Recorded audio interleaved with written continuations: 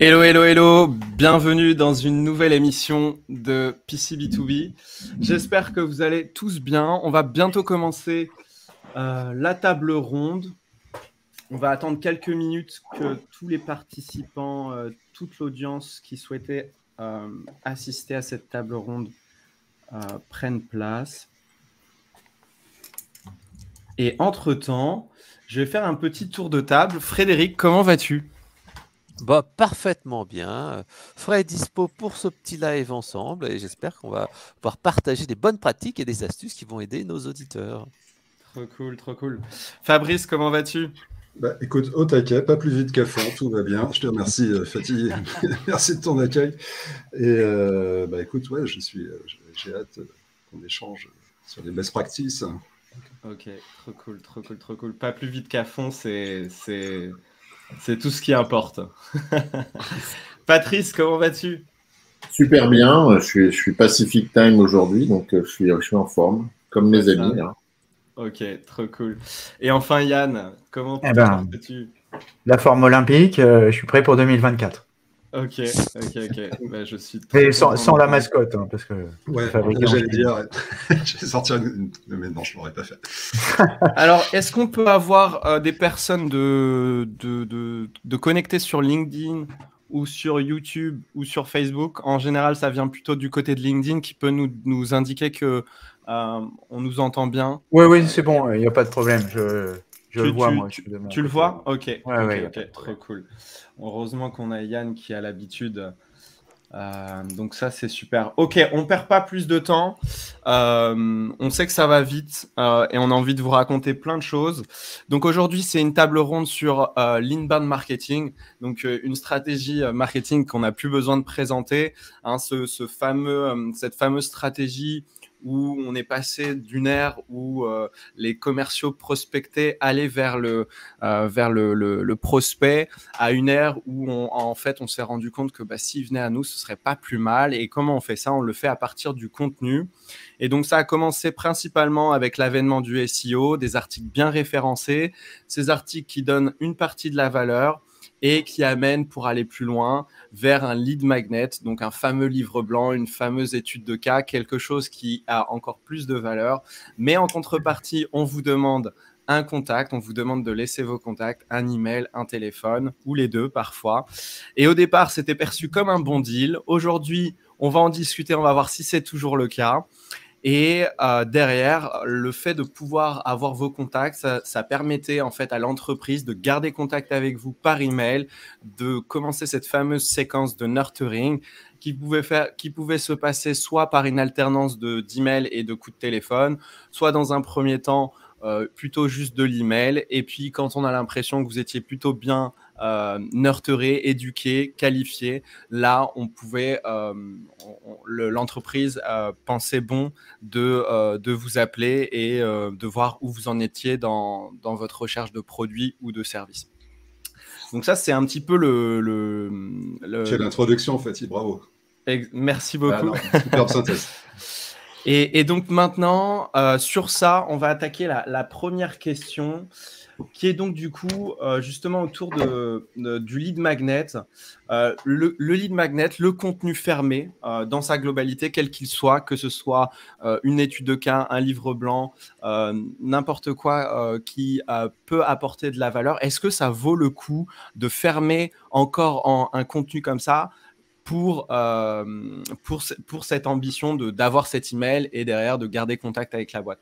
Je vais commencer avec toi dans l'ordre de la table, Frédéric. Qu'est-ce que tu peux nous dire sur ça ? Quel est ton positionnement sur ce contenu fermé ?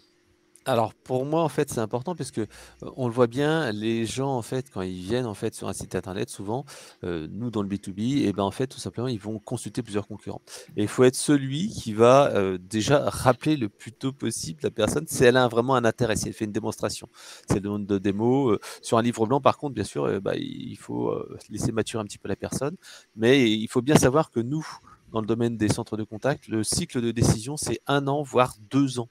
Donc, tu peux pas juste te dire, tiens, la personne a regardé, elle se souviendra de moi dans 1 an.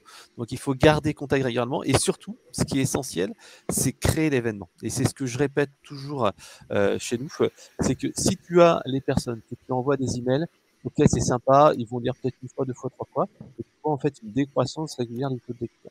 C'est pour ça en fait que j'invite tout le monde à événementialiser, comme tu le fais là au travers d'un live. Je te donne un exemple super concret.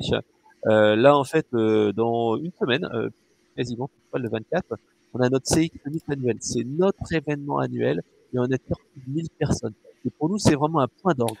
Juste un truc, Frédéric, parce que on entend voilà, au niveau du micro, juste pour qu'on puisse bien t'entendre. Voilà, nickel. C'est mieux. Nickel. Ouais.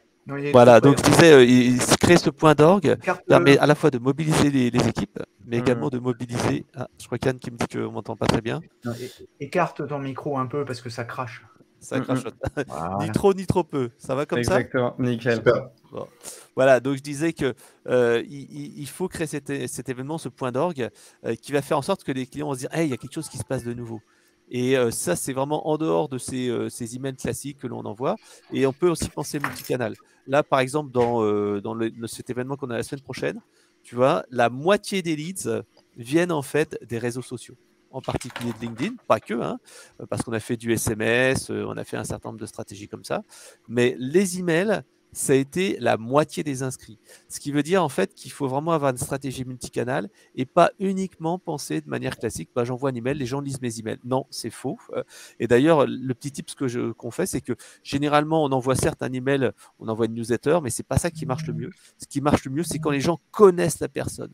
Et généralement, quand c'est l'expéditeur qui est le commercial en charge du compte ou la personne avec qui il a déjà eu un contact, un email, etc., bah, ça marche beaucoup plus. Et cet aspect relationnel est vraiment essentiel. On est de plus en plus dans une saturation des communications, saturation des messages. Si tu sors pas du lot, si tu n'arrives pas à te différencier, si la personne se dit bah tiens, je connais ce gars-là ou quelque chose comme ça, bah, ça ne marche plus aussi bien qu'avant. Donc il faut, je dis pas, tu parlais d'ABM et tout ça dans l'invitation, mais en tout cas il faut se dire que on ne peut pas se contenter de faire de la masse. De plus en plus, en fait, il faut segmenter, donner une bonne raison aux personnes de participer. Voilà. Ok. Et donc, pour résumer, c'est faire du contenu fermé, mais pas que, c'est ça ? Alors, le contenu fermé permet de récupérer les coordonnées, d'avoir un premier lien et surtout d'avoir une image de professionnel. Tu vois, moi, j'ai intégré le monde de la relation client au niveau du centre de contact il y a à peu près 5 ans de cela. Moi, je venais du CRM, de la gestion, j'étais totalement inconnu de ce secteur-là. J'ai commencé à faire une série de posts sur le sujet. J'ai fait une BD qui est un truc un peu original parce que justement, les contenus un peu classiques, on voit bien que ça a ses limites. Bon, j'en parlerai peut-être tout à l'heure. Donc, une BD un petit peu originale qui séduit. Les gens me disent, ouais, tiens, j'ai pris votre image, je l'ai affichée dans le hall d'entrée ou je l'ai envoyé à la newsletter. Est-ce que je peux l'utiliser aussi chez nous, etc. Donc des contenus un peu plus originaux, un peu plus pointus, un peu plus métiers. Et comme je disais, je suis arrivé, j'étais inconnu. Et là, il n'y a pas très longtemps, je suis encore allé à une soirée professionnelle. C'était Agora Manager Experience Client. Et il y a 5-6 personnes qui me disent, ah, ça fait plaisir de vous voir en vrai. Je lis souvent vos articles, etc. Et ça permet, d'être connu, de faire une pré-vente, comme dit Robert Cialdini dans son livre Persuasion, c'est on pré-vend. Et le dernier point, c'est tout simplement de gagner la confiance. Nous, en fait, on le voit bien, il y a des dossiers comme ça qu'on gagne parce que les personnes nous disent, mais on vous fait confiance, on a déjà vu vos webinaires, on a déjà vu vos contenus, on sait qu'il va y avoir de la qualité. Et surtout, quand tu vas envoyer un message, tu ne vas pas être un spammer. L'exemple type, là, je te reparle de notre Sexy Meet de la semaine prochaine. Et en fait, il y a plusieurs personnes qui m'ont dit, quand j'envoie un message sur LinkedIn, ils nous disent, tiens, regarde, il y a un truc qui pourrait vous intéresser. Ils me disent, ah oui, je vais m'inscrire parce qu'on sait qu'il y a toujours quelque chose de qualité et j'ai déjà suivi plusieurs choses. Donc en fait, c'est cet aspect expertise et devenir un expert, créer une image d'expert dans une thématique alors que on vient de zéro. On va y venir, mais effectivement. Donc, du coup, c'est quelque chose que tu pratiques encore, de proposer du contenu et en contrepartie d'avoir un email, mais de rester toujours dans cet aspect qualitatif expert. C'est ça que tu... Ouais, après, tu peux avoir plusieurs stratégies. C'est-à-dire que nous, par exemple, le premier formulaire, quand tu as un livre blanc, on ne demande que l'email. Par contre, dans la séquence de marketing automation, quand on leur propose un autre cas client, un autre cas d'usage, on demande le numéro de téléphone. Pas en obligatoire, mais voilà. plus tu avances, plus tu demandes des informations. Parce qu'en fait, il faut être clair, et c'est ça que Yann dit ça marche. toujours. Juste pas par email. Juste pour cadencer l'échange, je vais passer à Fabrice. Fabrice, quelle est ta position sur ce sujet? Comment te dire que Fred a dit 95% de ce que je pense. Non, mais bien sûr que ce qui est important, c'est toujours la même chose. C'est évidemment de nouer une relation avec ton prospect, avec ton transformer en lead, etc. Et le contenu fermé reste à date sans doute le meilleur moyen de collecter des emails. Donc là-dessus, je pense qu'il n'y a pas de sujet. Ça me rappelle quand j'ai lancé Fader Content quelques années, on avait fait un livre blanc. Et encore aujourd'hui, je reçois des téléchargements, donc des emails. Donc tu vois, 4 ans après. Donc ça fonctionne bien si tu apportes de la valeur. Et ça, c'est important de rappeler, c'est ce que disait Fred. Si tu apportes vraiment quelque chose de valeur, quelque chose d'utile, contractuellement, tu dis OK, je t'apporte de la valeur, tu me files tes coordonnées, et à partir de là, on peut commencer à nurturer, comme le disait Fred, et nouer une relation qui débouchera éventuellement sur une vente ou pas. Mais en tout cas, tu commences à créer une communauté, tu commences à créer un lien, ce qui est quand même fondamental dans nos métiers, avec ton audience. Moi, j'aime bien parler d'audience, mais ça, c'est l'ancien journaliste qui parle, parce que finalement, ce que tu cherches à créer, alors te positionner comme expert ou pas, mais en tout cas comme quelqu'un qui peut apporter un éclairage sur un sujet, quel qu'il soit, et apporter, in fine, un peu de valeur, et accompagner un client, un prospect, un lead, whatever, sur le chemin qui est le sien. Donc le contenu fermé, oui, ça reste, quoi qu'on en dise, un élément parmi tant d'autres pour créer une relation. Ça marche. Ok. Donc, on a encore un partisan du contenu fermé. Pas que. Comment? Pas que fermé, évidemment. Pas que. Ça marche. Patrice, comment tu te places par rapport à ça? Pas que fermé. Je retiens ça, moi, ça me va. Ok. Non, mais en fait, la logique de j'apporte de la valeur et je propose un contenu de qualité face au contrat qui est donne-moi ton adresse email ou dis-moi qui tu es. À la fois, je la trouve évidemment intéressante. Hein, c'est le début d'une relation où au moins on aura un moyen d'échanger. Mais à la fois, je la trouve un peu limitée. Parce que aujourd'hui, comme tout le monde ici, ça m'est arrivé de donner mon email pour télécharger un livre blanc ou autre chose, sans avoir absolument aucune envie qu'il y ait une relation derrière ça. Ouais. Il faut aussi comprendre que les contenus fermés sont quelquefois hyper pertinents et intéressants. À titre d'information, tout simplement, à titre de notre culture, de notre voilà. Je veux dire, super. Je ne vais pas prêcher des convaincus comme Fabrice ou Frédéric et Yann. C'est l'idée que oui, tu pourrais acheter ou tu pourrais avoir envie de t'engager un peu pour avoir un contenu forcément un peu plus fouillé, pointu, thématisé, etc. C'est là où je ne suis pas tout à fait sûr que tu puisses en déduire quoi que ce soit sur la qualité de la relation qui va suivre. Ok, super, hyper clair. Yann, est-ce que tu as quelque chose à ajouter sur cette question? On est forcément en phase, puisque nous sommes, je dirais, tous sur la même longueur d'onde. Pour moi, la vraie question, c'est pas tellement est-ce que le gated content est efficace. C'est efficace pour qui, efficace pour quoi? Parce que déjà, je pense qu'il y a un malentendu dans le marketing B2B. C'est déjà le marketing B2B, ça n'existe pas. Enfin, il y a X variations sur le même thème. Si je vends des trombones et des crayons chez Office Depot, c'est absolument aucun rapport avec le type de marketing que l'on peut faire, ni de vente d'ailleurs, si je vais vendre des centrales nucléaires ou des services de consulting. Voilà. Il y a une telle gradation en fait, dans le marketing B2B. On a tendance à mettre tout dans le même panier, mais en fait, ça n'a pas de sens. Ça n'a pas de sens. Il n'y a pas une stratégie marketing B2B qui marche pour tout et tout le monde. Et ça, je pense que c'est là qu'il y a eu un malentendu. C'est peut-être, il y a certains éditeurs de logiciels, HubSpot pour ne pas les nommer, qui ont pas mal poussé les solutions d'inbound marketing, parce que inbound marketing, c'est pas le content marketing. Inbound marketing, c'est quelque chose d'un petit peu plus automatisé que le content marketing. Et qui ont essayé de faire croire, certainement de bonne foi, que c'était une solution miracle pour tout le monde. Et ce n'est pas une solution miracle pour tout le monde. Ça ne veut pas dire que ce n'est pas utile. Bien sûr que si, que c'est utile. Tout le monde l'a dit d'ailleurs ici. C'est un moyen de connecter des adresses email. La question, c'est de savoir pourquoi faire. Est-ce que c'est pour, comme le dit Fabrice, créer une audience, mais on peut dire créer une audience, mais rassembler une audience, on pourrait dire, pour prendre un mot un peu plus respectueux, ou est-ce que c'est pour essayer de leur fourguer un trombone et un crayon? Et c'est toute la difficulté et toute la différence entre les choses. Si je vends des abonnements de mobile pour des petits pros, bien sûr que je vais essayer de faire de l'inbound marketing pour essayer de vendre des abonnements. D'ailleurs, dans ce cas-là, l'inbound marketing devient curieusement proche de l'outbound marketing, d'ailleurs. Plus je vais être dans le bas de marché, plus je me rapproche de l'outbound.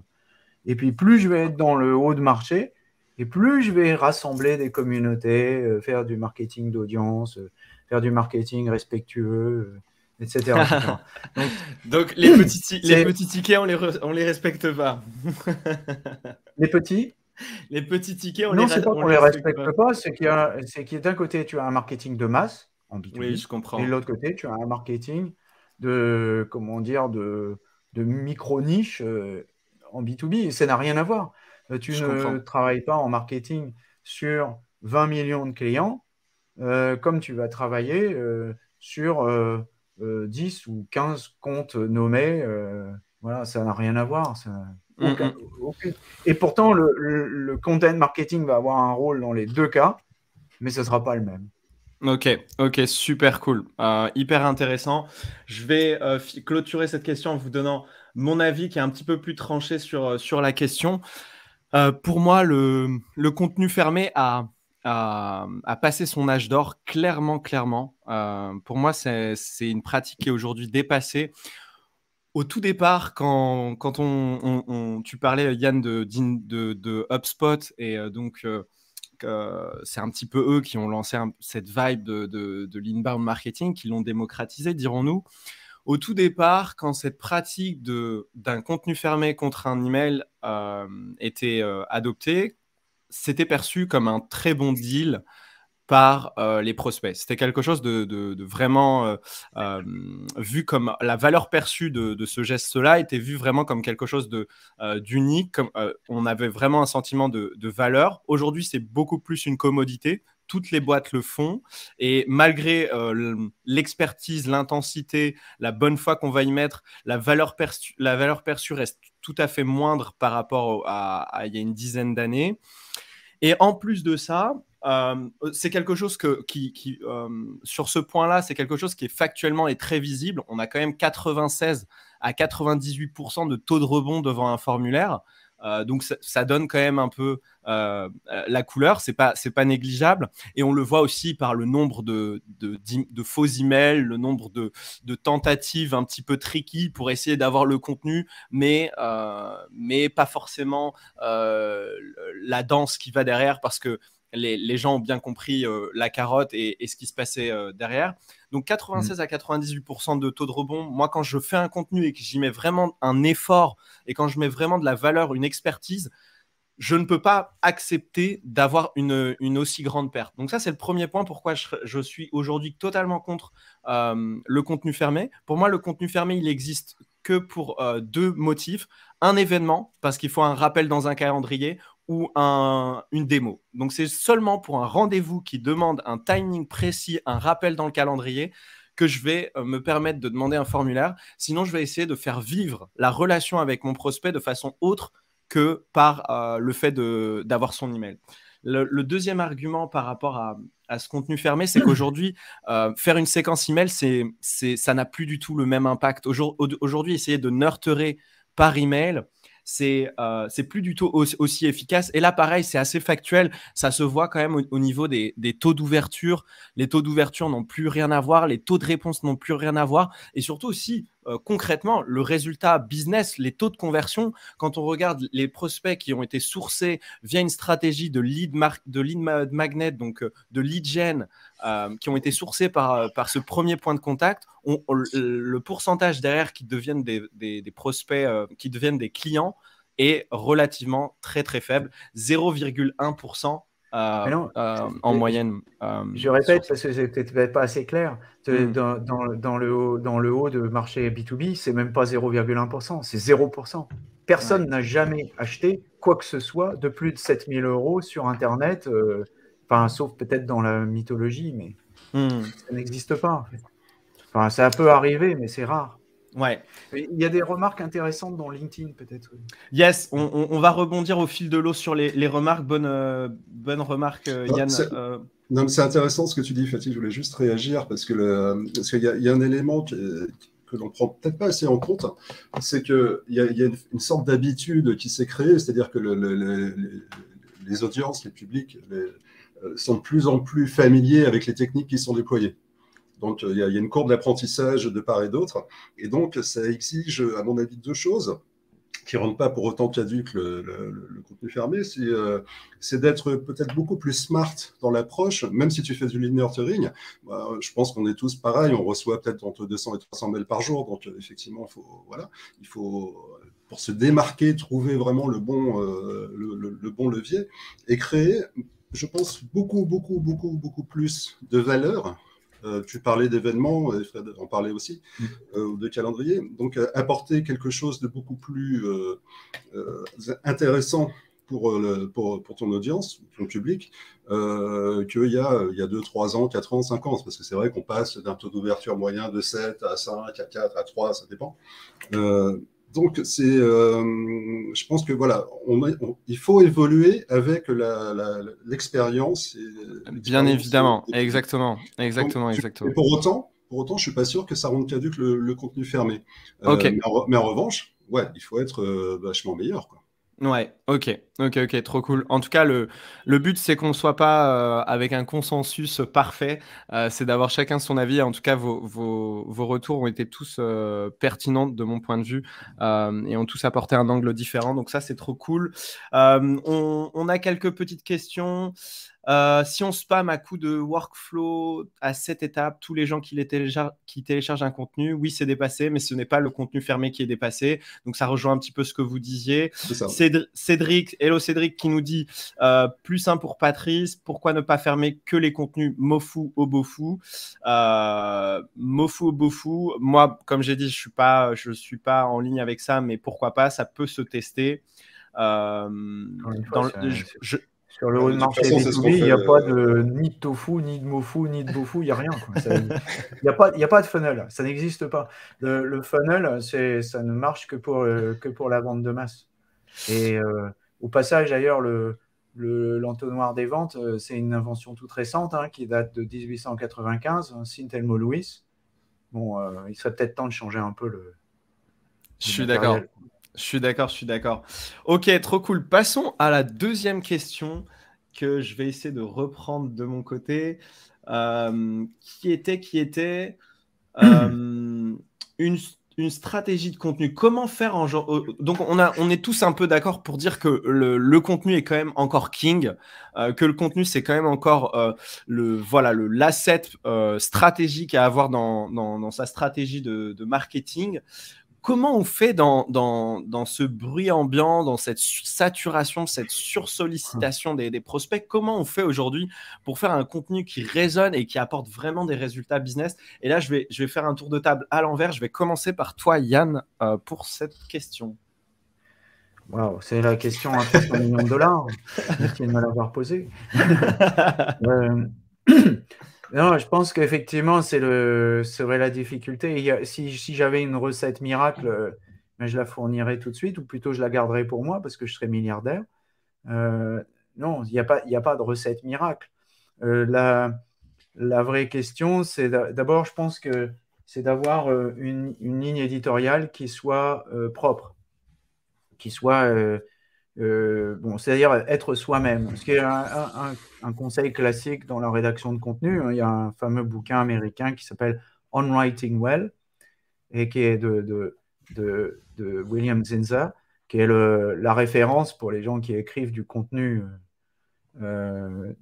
qui n'est pas, enfin, non-fiction writing, comme on dit en bon français, et qui dit un truc simple. Il dit, quand vous écrivez pour les autres, mais en fait, vous écrivez pour vous faire plaisir.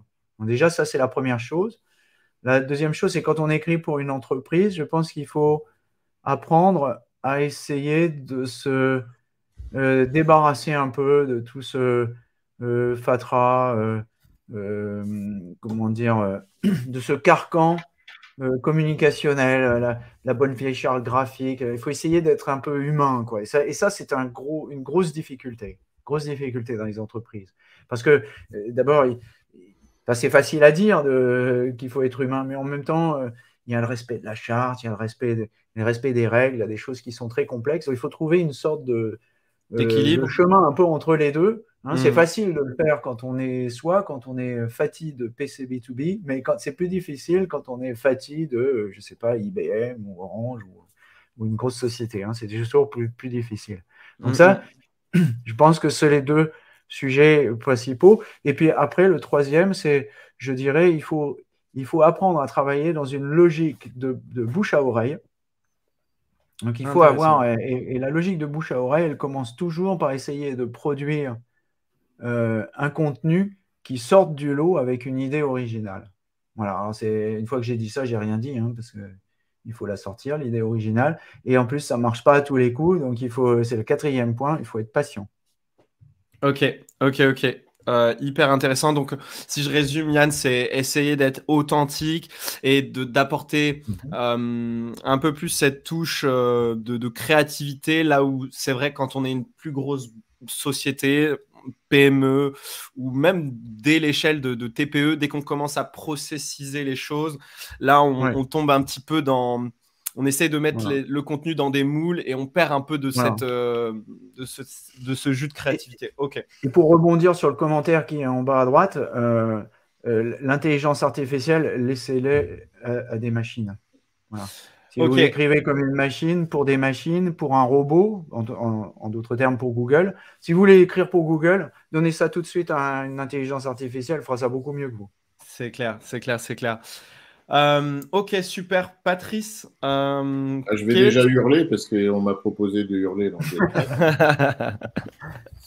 non, il ne faut pas faire ça. Enfin, si, tu fais comme tu veux. Moi, je vais essayer de dire 3 mots qui n'ont pas été employés par Yann. Comme ça, je vais les griller pour mes 2 camarades qui attendent leur tour, comme je suis sympa. La première chose que je voudrais dire, il faut de la liberté. Donc, bon, ça peut être une façon de le dire, hein, mais moi, je crois qu'on manque de liberté de parole.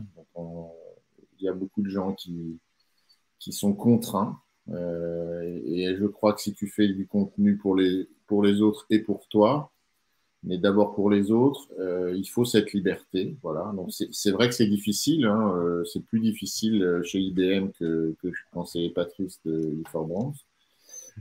Mais néanmoins, je pense qu'il faut cette liberté, il faut cette indépendance aussi. Et puis, le deuxième point, c'est qu'il faut ne pas avoir d'objectif. J'aime bien dire ça, j'aime bien dire j'ai pas d'objectif. Et quand j'écris des choses ou quand je propose des contenus, j'ai pas d'objectif autre que peut-être la conversation.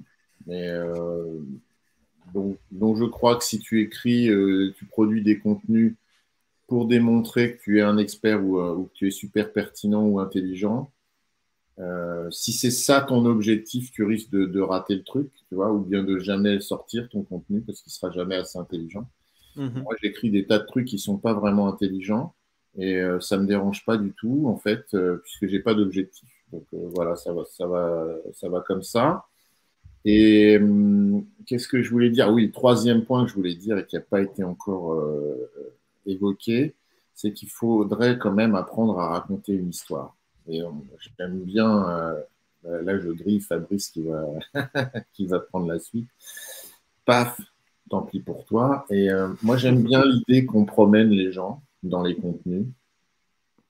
Parce que je travaille sur cette idée que finalement, si tu devais passer plus que 10 secondes à explorer un contenu quel qu'il soit, que ce soit un podcast ou un texte ou autre chose, eh bien, c'est pour t'évader un petit peu de ton quotidien ou de ta pression du boulot ou de ta, enfin, j'en sais rien, tu vois. Sinon, pourquoi tu le fais, quoi? Donc, tu le fais pour t'informer, mais aussi pour te balader. Et j'aime bien l'idée que les contenus soient conçus comme des histoires dans lesquelles on se promène et où on ne sait pas forcément où on va arriver à la fin. Alors moi, ce que je déteste, c'est les contenus où je sais déjà comment ça va se terminer.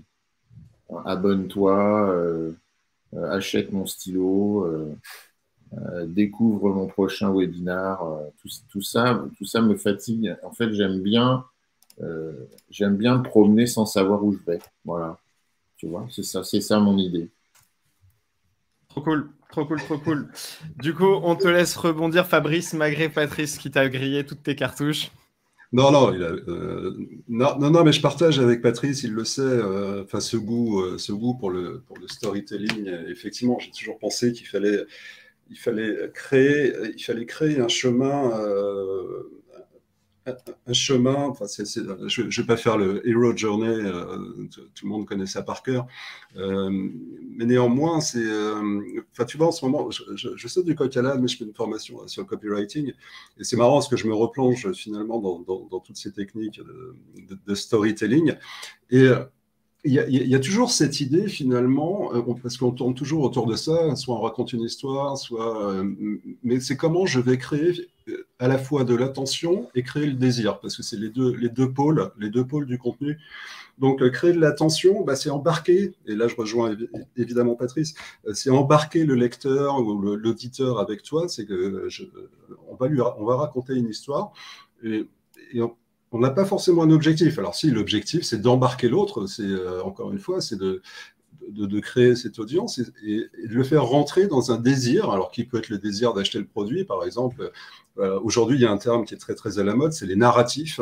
Tout le monde parle de narratifs pour parler d'éléments de langage. Mais il y a bien cette idée de dire, OK, je raconte une histoire, je vais partager avec toi des informations, je vais te faire rire ou pas, je vais créer de l'émotion, mais toujours dans cette idée de créer une légère tension qui peut être celle de la conversation, qui peut être celle de la dialectique, de l'échange, mais je vais quand même t'emmener quelque part. C'est-à-dire, soit je vais t'informer, je vais te divertir, je vais te faire rire, ou je vais t'apporter de l'information. Donc ça, c'est important. Et je rejoins là aussi Patrice, mais enfin, on sait qu'on est profondément d'accord sur beaucoup de sujets, dans cette idée qu'il ne faut pas forcément avoir un objectif autre que de dire je partage quelque chose avec toi pour créer une relation. Parce que, encore une fois, l'idée force de tout ça, c'est comment je crée une relation. Alors après, on peut parler technique dans tous les sens du terme, peu importe. Mais l'idée, c'est comment est-ce que je maintiens une relation pour t'accompagner à un moment donné sur un sujet X ou Y.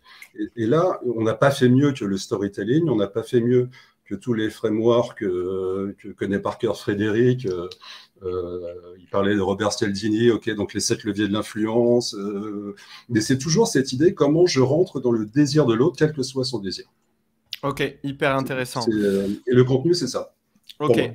Donc, ce que je retiens pour le moment, créativité, authenticité, pas forcément associer tout de suite un objectif précis autre que du partage et donner de la valeur, et bien évidemment le pouvoir du storytelling, le pouvoir d'embarquer. On adore les histoires. Frédéric, est-ce que tu as quelque chose à ajouter sur comment rendre un contenu résonnant avec son audience?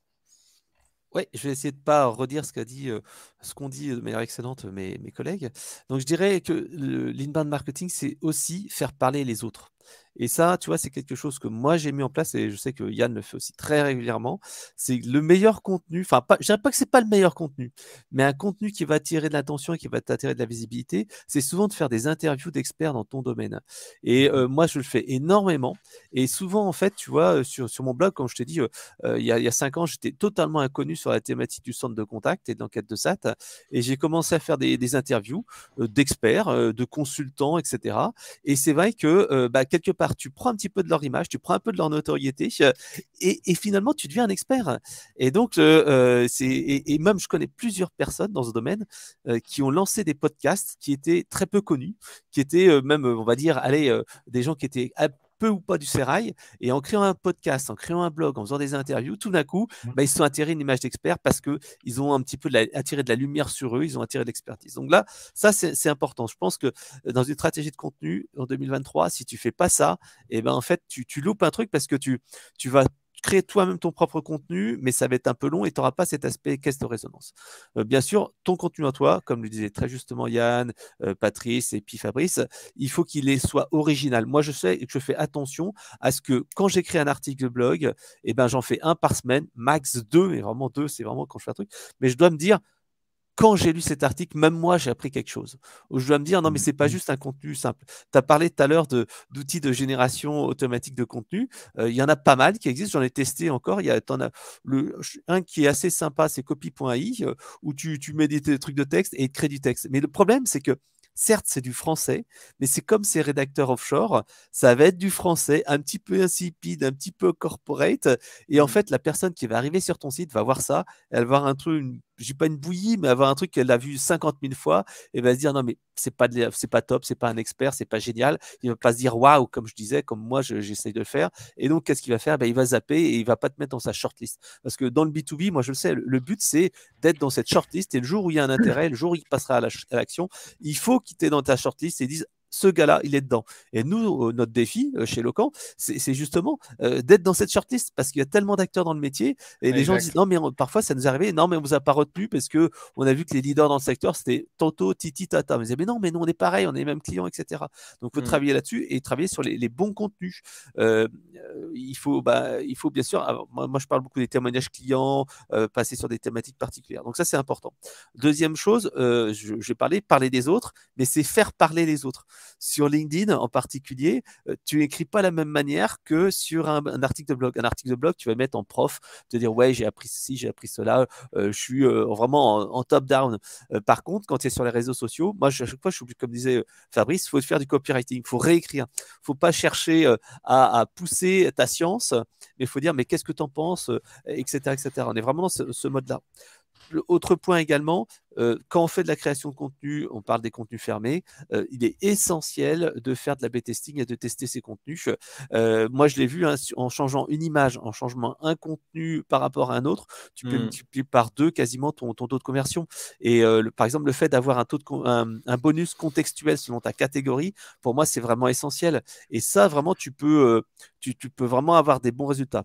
En revanche, tu vois, moi je dis, et tu l'as dit tout à l'heure, moi j'estime à peu près à 1% de leads qualifiés lorsque tu fais de l'inbound marketing via du SEO. Tu vois, tu as un lead sur 100 où tu es à peu près dans la cible, où il y a peut-être une possibilité de quelque chose, mais 99 est ailleurs. Et donc, le but, c'est de distinguer le bon candidat. Tu parlais tout à l'heure, OK, c'est bien de récupérer les coordonnées, mais nous, on le voit bien, quand on récupère les coordonnées des personnes, et ben en fait, on fait un tri tous les jours et on voit, tiens, celui-là, il est directeur d'expérience client, il est dans telle thématique, il n'a peut-être pas atteint le nombre de points, il va peut-être passer par une séquence, mais quelque part, cette personne-là, je l'invite sur LinkedIn ou j'essaie de le contacter en disant tiens, vous avez téléchargé tel truc, est-ce que ça vous intéresse, etc., etc. Et passer une relation one-to-one. Parce que dans le domaine du B2B, en tout cas haut de gamme comme chez nous, comme disait Yann, tu ne fais pas de la masse, tu n'es pas dans le tunnel de vente vraiment. Et ça, c'est vraiment super essentiel. Après, le dernier point, je dirais réexploiter son contenu en multicanal. C'est bien de créer un super article de blog, mais après, il faut exploiter. Toi, là, on fait un podcast, mais ça peut être transformé de podcast en article de blog avec un résumé. Ça peut être après renvoyé sur YouTube, etc., etc.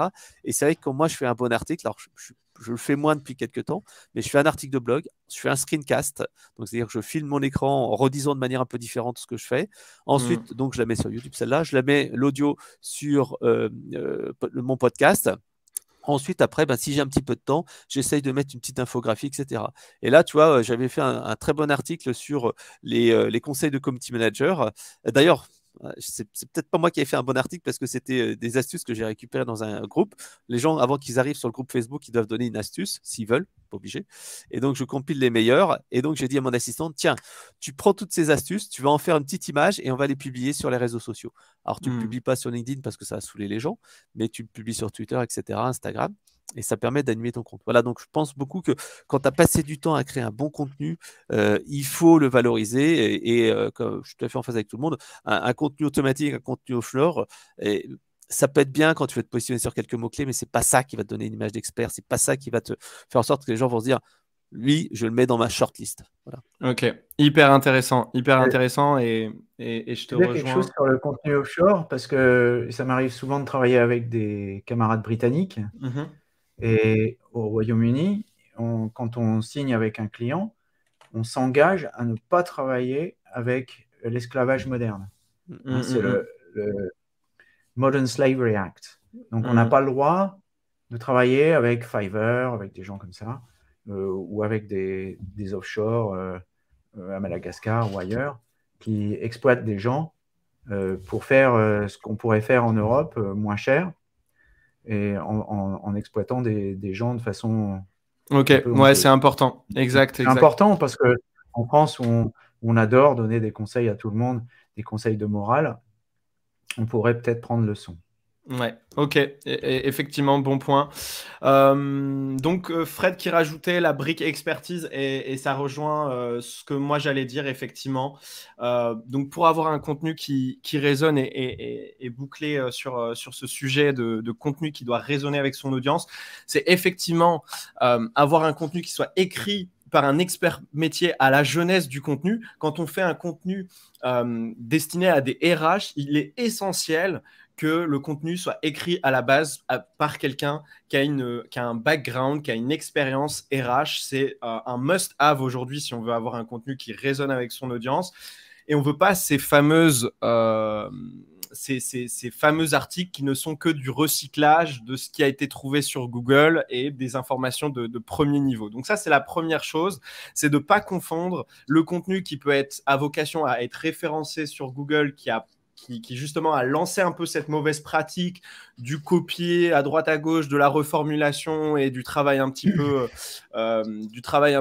peu éthique, dirons-nous, qui a existé autour du SEO. Google, bien évidemment, essaie de lutter contre ça, mais c'est clairement quelque chose qui s'est passé.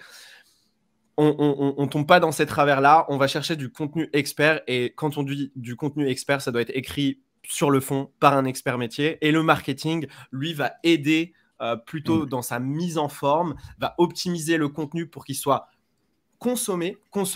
Donc, comment on optimise le contenu pour qu'il soit consommé ?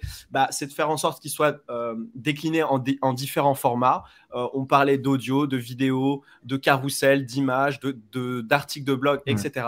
Il faut décliner pour que comme ça, il y en ait pour tous les goûts. Et on va faire en sorte que la consommation soit au maximum, au plus native sur le canal de distribution. C'est-à-dire que quand vous poussez un contenu sur LinkedIn, au lieu de pousser juste voilà mon nouvel article et le lien et je fais rediriger sur mon site web, eh ben non, c'est très dur de faire sortir les gens de la plateforme où ils sont. En général, ils veulent rester sur la plateforme, ils sont là parce qu'ils sont bien sur LinkedIn, ils veulent rester sur LinkedIn. Donc, si vous voulez avoir des chances que votre contenu soit consommé, faites en sorte qu'il puisse être consommé directement sur LinkedIn. Donc, consommation native, bien évidemment, pour moi qui suis partisan d'ouvrir ces contenus, ça participe à optimiser cette consommation du contenu. Donc, plus on optimise pour la consommation du contenu, plus on fait passer ces messages clés, plus on a de chance derrière qu'on vienne toquer à notre porte, que le prospect vienne toquer à notre porte. C'était super intéressant ce que vous avez dit sur ce point-là. J'aimerais parler avec vous plus en détail sur mon cas précis ABCD. Je voudrais rebondir déjà sur ce que tu dis. Tu parles de consommer du contenu. Alors, ça, c'est vraiment une expression qui me fait bondir. Si c'est pour consommer du contenu, effectivement, dans ce cas-là, il vaut mieux faire de l'offshoring ou de l'IA et pondre des mots-clés à la queue leu-leu. Ça n'a pas grand intérêt. Justement, il ne faut pas consommer du contenu et il ne faut pas donner des choses à consommer. Enfin, sauf si on a envie de faire du McDonald's de contenu, mais c'est justement le sujet. C'est si tu veux intéresser une audience, il faut être dans l'échange, il faut être dans la valeur ajoutée, il faut être dans la... Consommer peut paraître péjoratif, mais on est complètement aligné sur ça. Voilà. C'est juste une question de vocabulaire, mais le vocabulaire... Exactement, tu as raison. Ensuite, Cédric, ou je crois que c'est Cédric, qui nous dit que de toute façon, l'offshoring sera tué par l'IA. Je pense qu'il a raison, effectivement. Si c'est juste pour pondre du contenu de n'importe quoi, qui est en fait une sorte de cadavre exquis qui est mis avec des mots-clés qui sont mis les uns à côté des autres et qui font à peu près des phrases à peu près grammaticalement correctes, oui, un ordinateur saura faire ça beaucoup mieux et beaucoup plus rapidement qu'un individu. Alors après, est-ce que Google sera capable de suivre le mouvement Juste Yann, je te coupe sur ça parce que j'ai pas envie je nous vois aller lentement mais sûrement vers ce sujet de l'IA, de l'offshore, etc. On pourra dédier un sujet majeur. Exact, c'est un sujet fondamental. Exact. C'est un super sujet et je me le note. Juste je dirais que ça sera incontournable. Si on ne le traite pas, on le traitera. Ça marche, on le fera. Je serais très curieux d'avoir des alternatives opérationnelles au tunnel de conversion qui a pour vocation à découper les problèmes marketing et commerciaux. J'ai du mal à comprendre pourquoi Yann est contre. Est-ce que tu peux Je suis contre rien du tout. C'est simplement que quand on est en haut de marché en B2B, l'inbound marketing est inapplicable. Donc, plus on va aller dans des métiers de niche et plus on va travailler à l'envers. Plus on va s'orienter vers ce qu'on appelle le account-based marketing. Alors bon, après, je ne vais pas rentrer dans le détail parce qu'il y a différents types de account-based marketing déjà pour commencer, et puis il y a différentes façons de le mettre en œuvre. Mais en gros, si je veux schématiser, d'un côté, l'inbound marketing, je vais créer un contenu, j'attends qu'il y ait des gens qui viennent et je les fais rentrer dans un tunnel, si tant est que j'en ai un, et à la fin, un miracle apparaît et il y a quelqu'un qui clique pour acheter. Bon, ok. Et puis, le account-based marketing, mais c'est un petit peu l'inverse. Ça ressemble un petit peu à ce qu'expliquait Frédéric, ce qui est un peu logique parce que lui, il vend des missions, il vend des produits et des fois, il faut 1 an pour vendre un truc. Et il a un interlocuteur. Peut-être au mieux, il en a peut-être 2 ou 3 ou 5 dans la même entreprise, mais ça va rarement au-delà. Donc, il n'écrit pas pour 1000 personnes, il n'écrit pas pour 10 000 personnes, il n'écrit pas pour 1 million de personnes, il écrit pour 1 personne ou 5 personnes. Voilà. Donc, ce n'est pas une question d'être contre. Je suis contre rien du tout, moi. D'ailleurs, je ne dis pas que l'inbound marketing n'est pas utile dans une stratégie d'ABM parce qu'il est tout à fait utile dans une stratégie d'ABM en appui. Et d'ailleurs, le gated content aussi est utile en appui, mais il n'est pas une fin en soi. Une fois que j'aurai fini mon gated content, personne ne va cliquer pour acheter la solution de Frédéric. Non, au mieux, peut-être, il va téléphoner à Frédéric pour dire « Mais attendez, j'ai lu votre truc, là, ça m'intéresse, vous pourriez venir m'en parler. » Ok. Voilà, je rajouterais, Benoît, moi je suis un petit peu d'accord avec le fait que il y a différents go-to-market en fonction du panier moyen de son produit ou de son service. Donc, tu l'as bien pointé, Yann, sur la distinction de quand on est en haut du panier ou avec des choses plutôt petits tickets, très transactionnels. Pour moi, pour rapidement répondre à Benoît, qui est une question assez intéressante, ma vision, c'est pas forcément d'aller vers l'ABM ou de l'inbound ou quelque chose comme ça. Pourquoi le funnel est un peu cassé, c'est parce qu'on peut difficilement taguer une personne et dire « Ah, cette personne, elle est en phase de awareness. Ah, cette personne, elle est en phase de considération. Ah, cette personne, elle est en phase de conversion, etc. etc. » C'est pour ça que ce truc est un peu over-ingénéré. C'est un peu surpenser la chose parce qu'on n'a pas cette maîtrise marketing de savoir exactement quand un prospect est dans tel état. C'est beaucoup plus chaotique, c'est beaucoup plus complexe. Donc, moi, j'aime bien découper en 2 scopes. Un scope où je parle avec des prospects qui sont en recherche active et un scope où je parle à des prospects qui sont en recherche passive. Et ça, je peux le décanter. Quand je suis en train de discuter avec des personnes en recherche active, je suis sur ce qu'on appelle des canaux d'intention. Ça va être Google et tous les moteurs de recherche. Là, je sais que le prospect, il est en train de rechercher avec des requêtes clés quelque chose sur mon sujet d'expertise. Donc là, je peux définir de façon très pragmatique qu'il est en recherche active.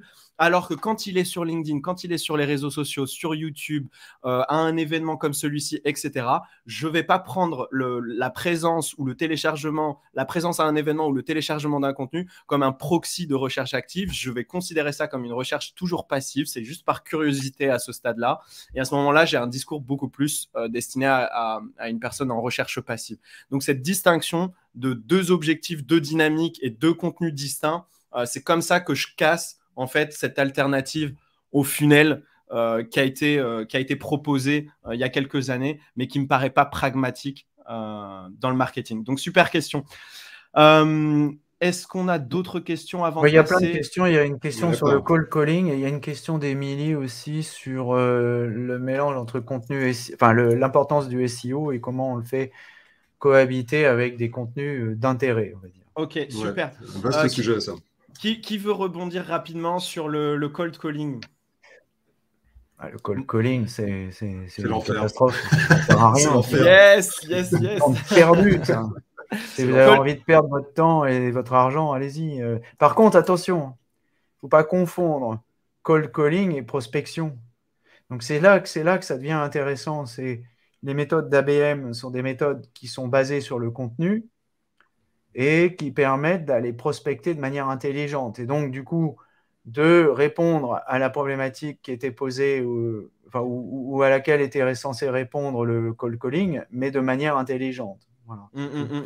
Donc, il faut prospecter de manière active, par contre. Le cold calling est pour moi en totale friction et je pense qu'on a exprimé unanimement ce point-là et en totale friction avec la façon dont les acheteurs B2B, les prospects B2B achètent aujourd'hui. Aujourd'hui, on a...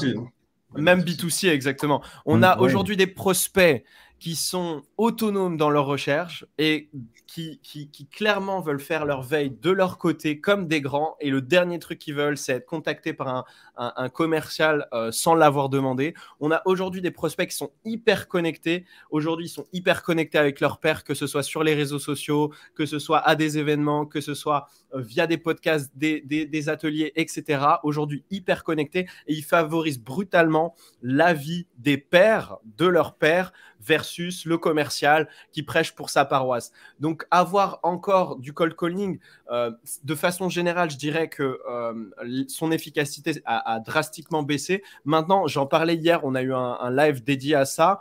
Il y a toujours des secteurs, des cibles peu digitalisées, des choses comme ça, des exceptions. Il faut, des fois, nous, marketeurs, on tombe dans des généralités, mais il faut toujours se dire qu'il y a des cas précis où effectivement le cold calling, le cold emailing, l'ABM ou l'inbound va toujours être pertinent parce que vous êtes dans un cas précis. Donc, il faut vraiment prendre avec des pincettes ce qu'on dit et voilà. C'est toute la difficulté de la conversation. C'est-à-dire que, comme on le rappelait tout à l'heure, le B2B, c'est juste je ne dirais pas que ça ne veut rien dire, mais bon, sur le cold calling, par exemple, si tu es dans le bâtiment, ça peut être pertinent, parce que pour plein de raisons, là où ça va l'être moins sur la fiscalité.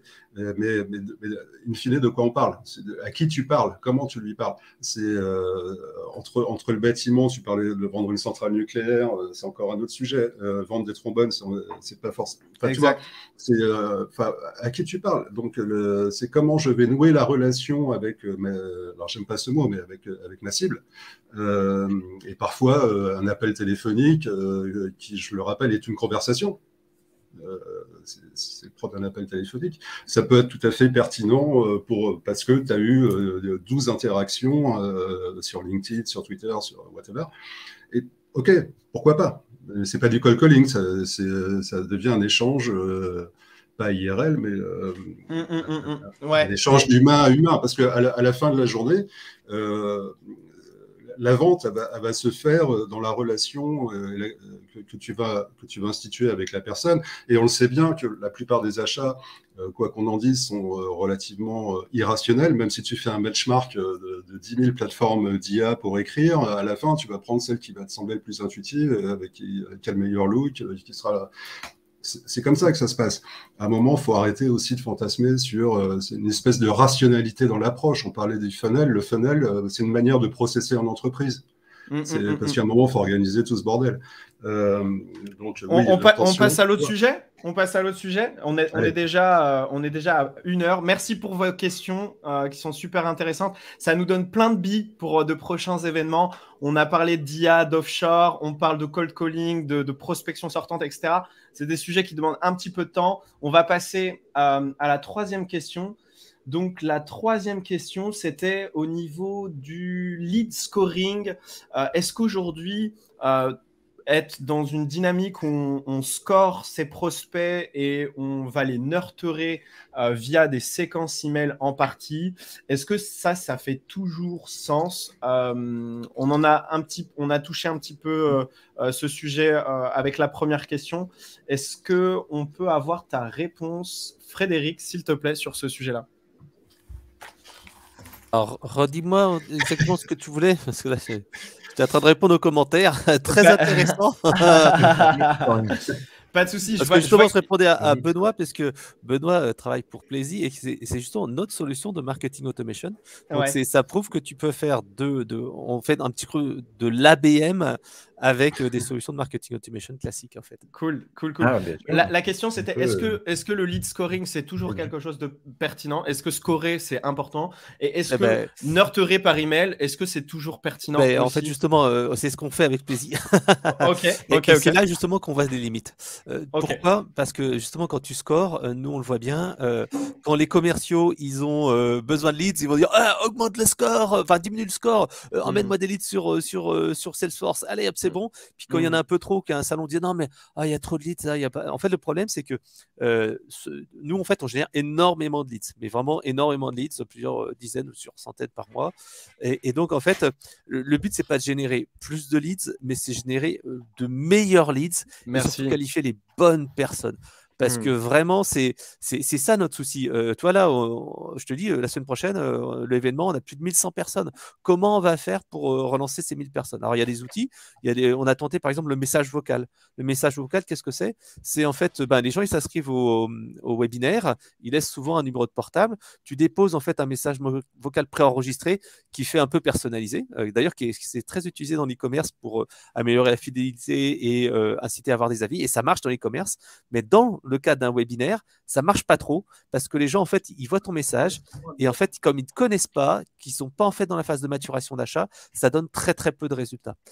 En fait, il faut utiliser les bons outils au bon moment. Mais donc, le scoring, oui, ça te permet en fait d'avoir quelque chose un petit peu qui va te faire descendre en fait dans ton Salesforce des gens. Mais comme je le disais, il y a certaines personnes. Ils ont un score de 5 parce qu'ils ont téléchargé un tout petit contenu, mais c'est des gens qui sont intéressants à contacter et tu les ajoutes dans LinkedIn. Tu commences à avoir une conversation avec eux, etc. Et voir si tu peux les appeler au téléphone, leur envoyer un email, dire tiens, vous avez téléchargé tel truc. Et parfois, tu as des contenus qui valent directement, nous, c'est 40 points. 40 points, paf, tu passes dans le CRM parce que tu as téléchargé un cahier des charges, parce que tu as téléchargé quelque chose qui a de la valeur, un cas client ou des choses comme ça. Donc, le scoring, oui, mais en fait, on voit quand même les limites que dans le temps, le scoring, ça ajoute des points, certes, mais c'est peut-être pas forcément ce qui est le meilleur. Et puis, on le voit bien, et moi je le dis toujours, dans le B2B, le leads, en fait, est une denrée périssable. C'est-à-dire que si tu appelles pas tout de suite, t'es foutu. Et je sais que je discutais avec Olivier Flattet de Bouygues Télécom Immobilier et il me disait bien quand ils avaient une demande d'information sur leur site, c'est le premier qui tire qui après arrive à tirer un avantage. Et dans le B2B, c'est pareil. Puisqu'en fait, généralement, quand tu appelles le premier, tu apportes la valeur, tu apportes des conseils, etc. Quand tu es le 5e ou le 6e à avoir appelé au téléphone, c'est trop tard. Les concurrents sont passés par là, ils ont montré l'expertise et tu vas juste apporter quelques petits trucs en plus. Donc, cette côté réactivité, tri, sélection est vraiment essentiel. Ok, ça marche. Fabrice, qu'est-ce que tu peux nous dire sur le sujet en complément? Alors, juste rien, parce que ce que vient de dire Fred, je partage, mais à 10 000%. Donc, mais encore une fois, je reviens à cette idée que le scoring est utile, tout ce qu'a dit Fred, mais aussi parce qu'à un moment, il faut aligner marketing et commercial. Donc, il y a un aspect purement technique aussi. Mais, ok. Patrice? Excuse-moi, est-ce que tu peux répéter la question? Parce que j'étais en train d'essayer d'appeler tous les gens qui sont connectés avec nous sur LinkedIn pour ne pas perdre de temps, tu vois, et les transformer en lead scoré 10. Donc là, J'adore. J'adore. Et je vais rebondir après sur ta remarque. Non, mais pour revenir sur le sujet, je trouve ça un petit peu fou qu'on essaye de scorer des gens. Enfin, moi, Ouais, d'ailleurs, je préfère avoir des mauvaises notes, en fait, comme souvent. Et ça m'agace d'imaginer, mais je comprends hein, la démarche. On veut avoir une vision industrielle. On a 1000 personnes à un événement, comme Frédéric le dit. Comment on fait, quoi? Bon, donc, on essaye d'appliquer des outils de décision et de se dire celui-là, je l'appelle pas. Moi, j'ai discuté hier avec des directeurs marketing de l'IT et je leur ai dit alors, est-ce que je peux t'appeler? Ben non, parce que je réponds pas en fait, donc c'est pas la peine. Donc je me demande en fait pourquoi, et je l'ai lu dans un commentaire, je me demande pourquoi on voudrait appeler des gens qui ne veulent pas qu'on les appelle. Ça me paraît comme étonnant, quoi, tu vois, comme idée. Exactement, merci. Et donc, c'est pas parce que je suis venu à ton événement, Fred, que j'ai envie d'acheter ta solution. Et inversement, c'est peut-être parce que je suis venu à ton événement que j'ai envie d'acheter. Mais ça, et c'est pas parce que j'ai téléchargé je ne sais quel document que je vais devenir ton client. Il y a aucune possibilité de faire des corrélations de ce genre. Enfin, ça n'existe pas en fait. Si on était purement probabiliste ou statisticien, on peut pas tout mélanger, quoi. Je veux dire que, en effet, les gens qui sont venus à ton événement peut-être s'intéressent plus à ce que tu fais que les gens qui sont pas venus. Bon, bah, jusque-là, oui, d'accord, mais enfin, je veux dire, j'ai rien inventé en disant ça. Donc, une fois qu'on a posé ça là, qu'est-ce qu'on en fait? Moi, mon idée de ce qu'on se dit aujourd'hui, c'est quand même que, tout à l'heure, pour revenir sur le mot employé par Fabrice, tu crées du désir. Alors oui, et je rejoins ce que dit Frédéric, le désir, il va être un petit peu éphémère. Et si tu attends 6 mois, bah, peut-être que ça va être trop tard, quoi. Je serais passé à autre chose. Donc là, je suis d'accord avec toi. Mais comment entretenir cette flamme? Puisque c'est ça, en fait, ton sujet. C'est pas autre chose. Moi, j'ai rencontré je vous assure, je rencontre des gens. J'ai rencontré des gens, je leur ai parlé une fois. Je ne sais pas ce que j'ai dit, hein, sans doute quelque chose de différent de ce qu'ils attendaient. Et à la fin, 1 an et demi après, il m'appelle pour me dire j'ai une réflexion sur ce sujet-là et je sais que c'est avec toi que je voulais le faire. Voilà. Génial. Donc en fait, on peut pas scorer ça. C'est-à-dire c'était inscorable. J'avais absolument aucune idée sur ce qui allait se passer un an et demi après. Yes. Et je suis d'accord que pour les entreprises, on ne va pas attendre 1 an et demi. C'est bien ça le problème en fait. Je crois qu'on n'a pas parlé beaucoup de ça, mais il y a intérêt à effectivement continuer d'entretenir ce désir le plus vite possible parce que c'est ça qui va améliorer ce qu'on appelle la conversion.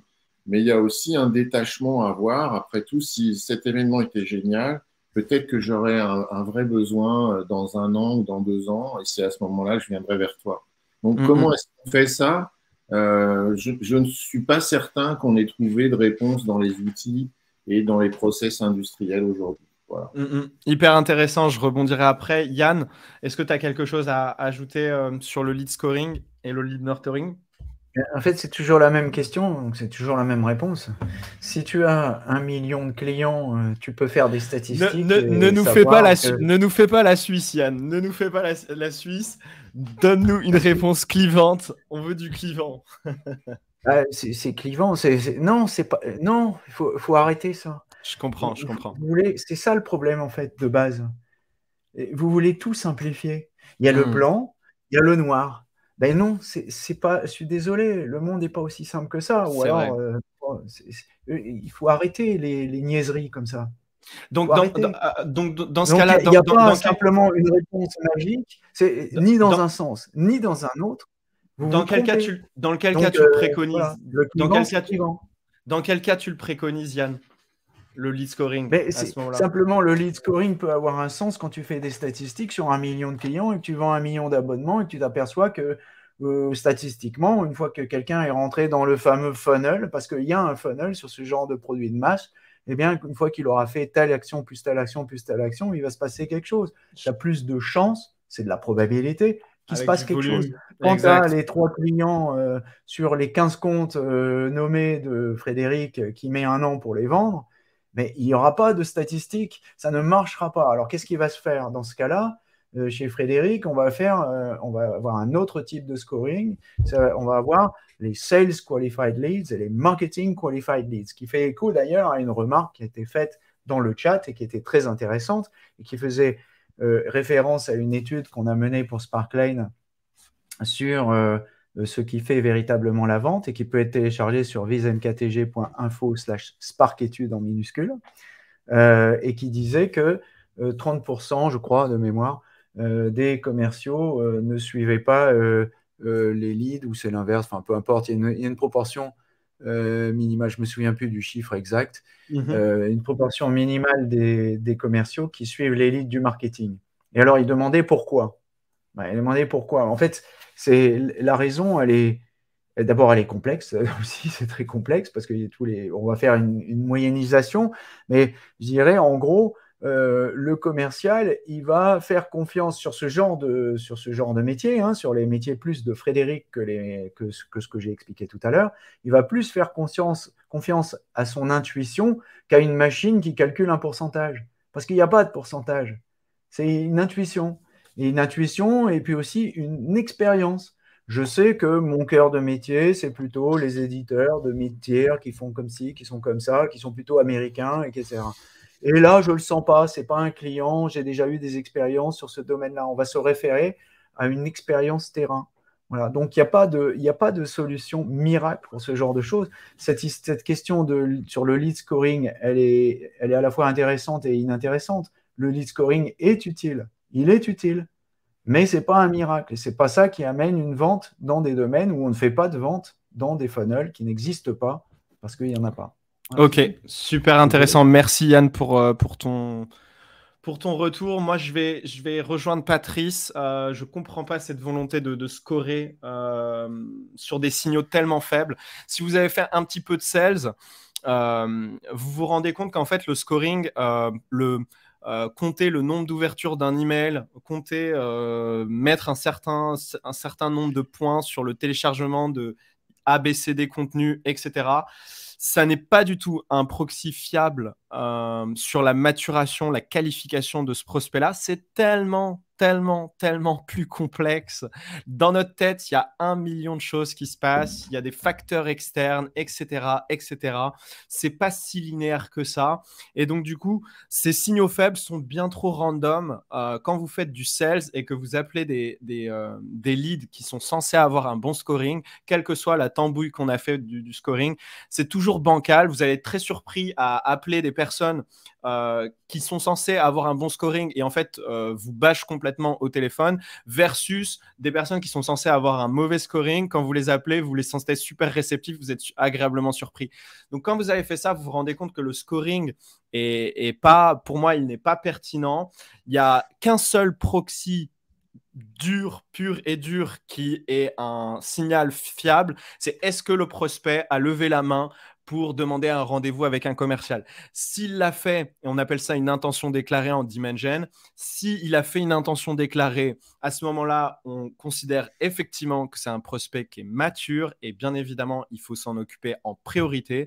Et s'il ne l'a pas fait, s'il n'a pas demandé à être contacté par un commercial, c'est juste que pour le moment, il n'est juste pas encore prêt ou c'est que vous ne l'avez pas convaincu. Et à ce moment-là, il faut faire un travail sur le contenu pour trouver les mots qui fassent clic, l'approche qui fasse clic pour que cette personne ait envie de lever la main d'elle-même. Donc, pour moi, c'est un petit peu un brainwashing des Martech, donc des outils marketing qui ont proposé ce genre de processus qui sur le papier tient. Hein. Sur le papier, on comprend la logique de scorer, de ne pas appeler trop tôt, etc.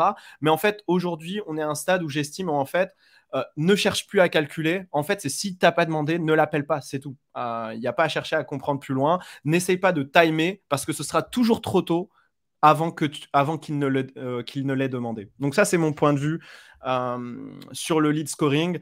Et on va passer... alors, je rebondis juste sur le live. Est-ce qu'il y a des questions par rapport à ça ?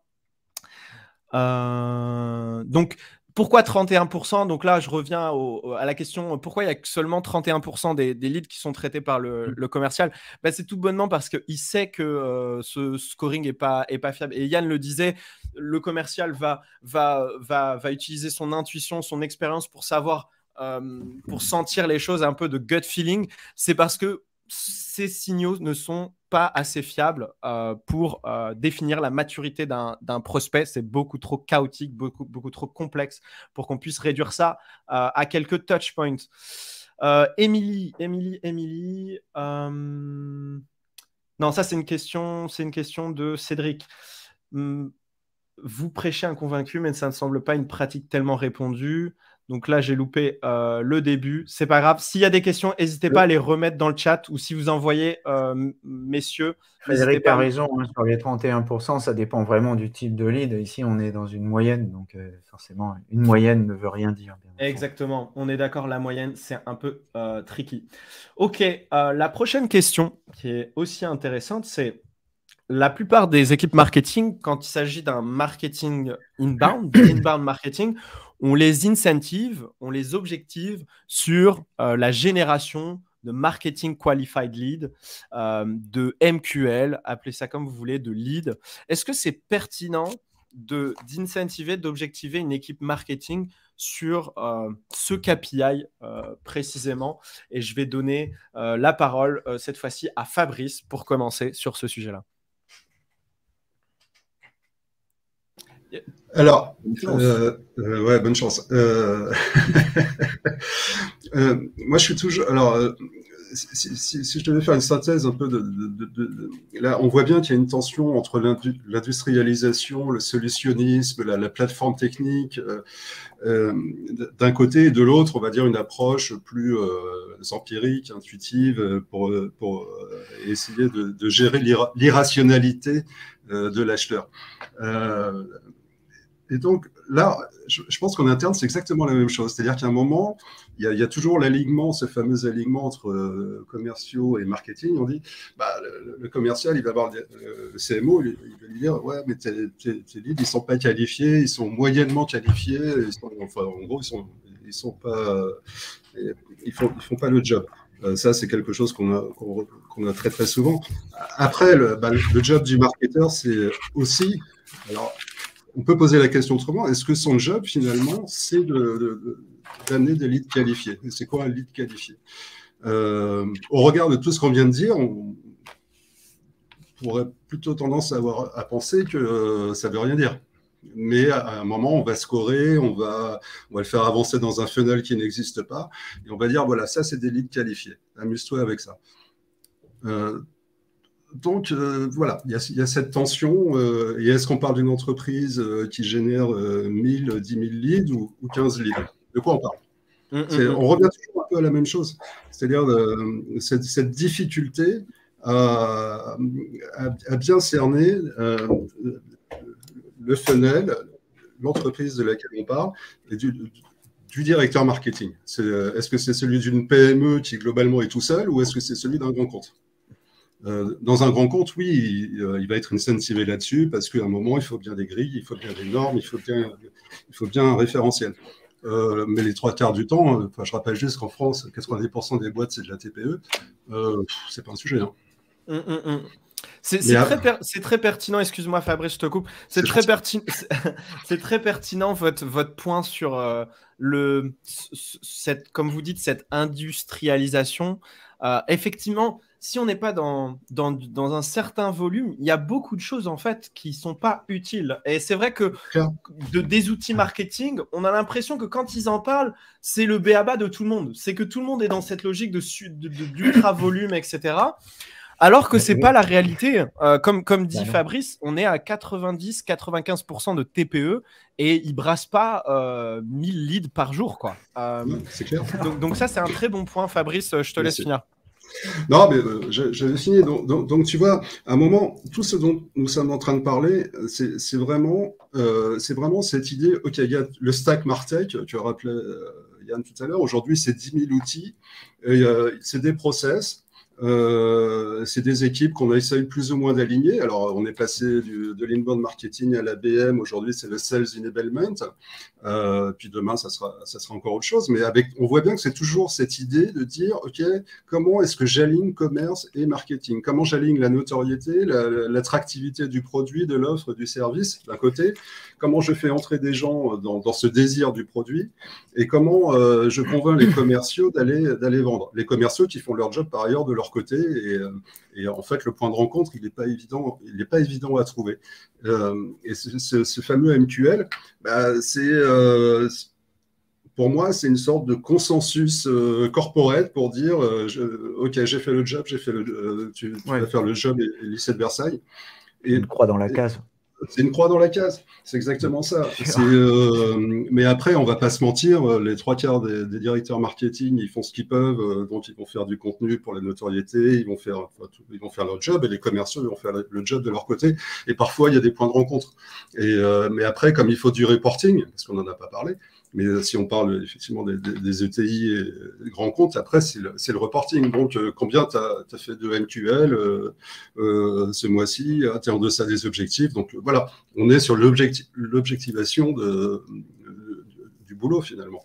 Mais encore une fois, je pense que on est un peu à la marge et ça concerne, in fine, assez peu de gens. Ok, hyper intéressant. Frédéric? Alors, en fait, moi, tu m'aurais posé la question il y a à peu près, 2 ans de ça, je t'aurais dit que ça serait normal.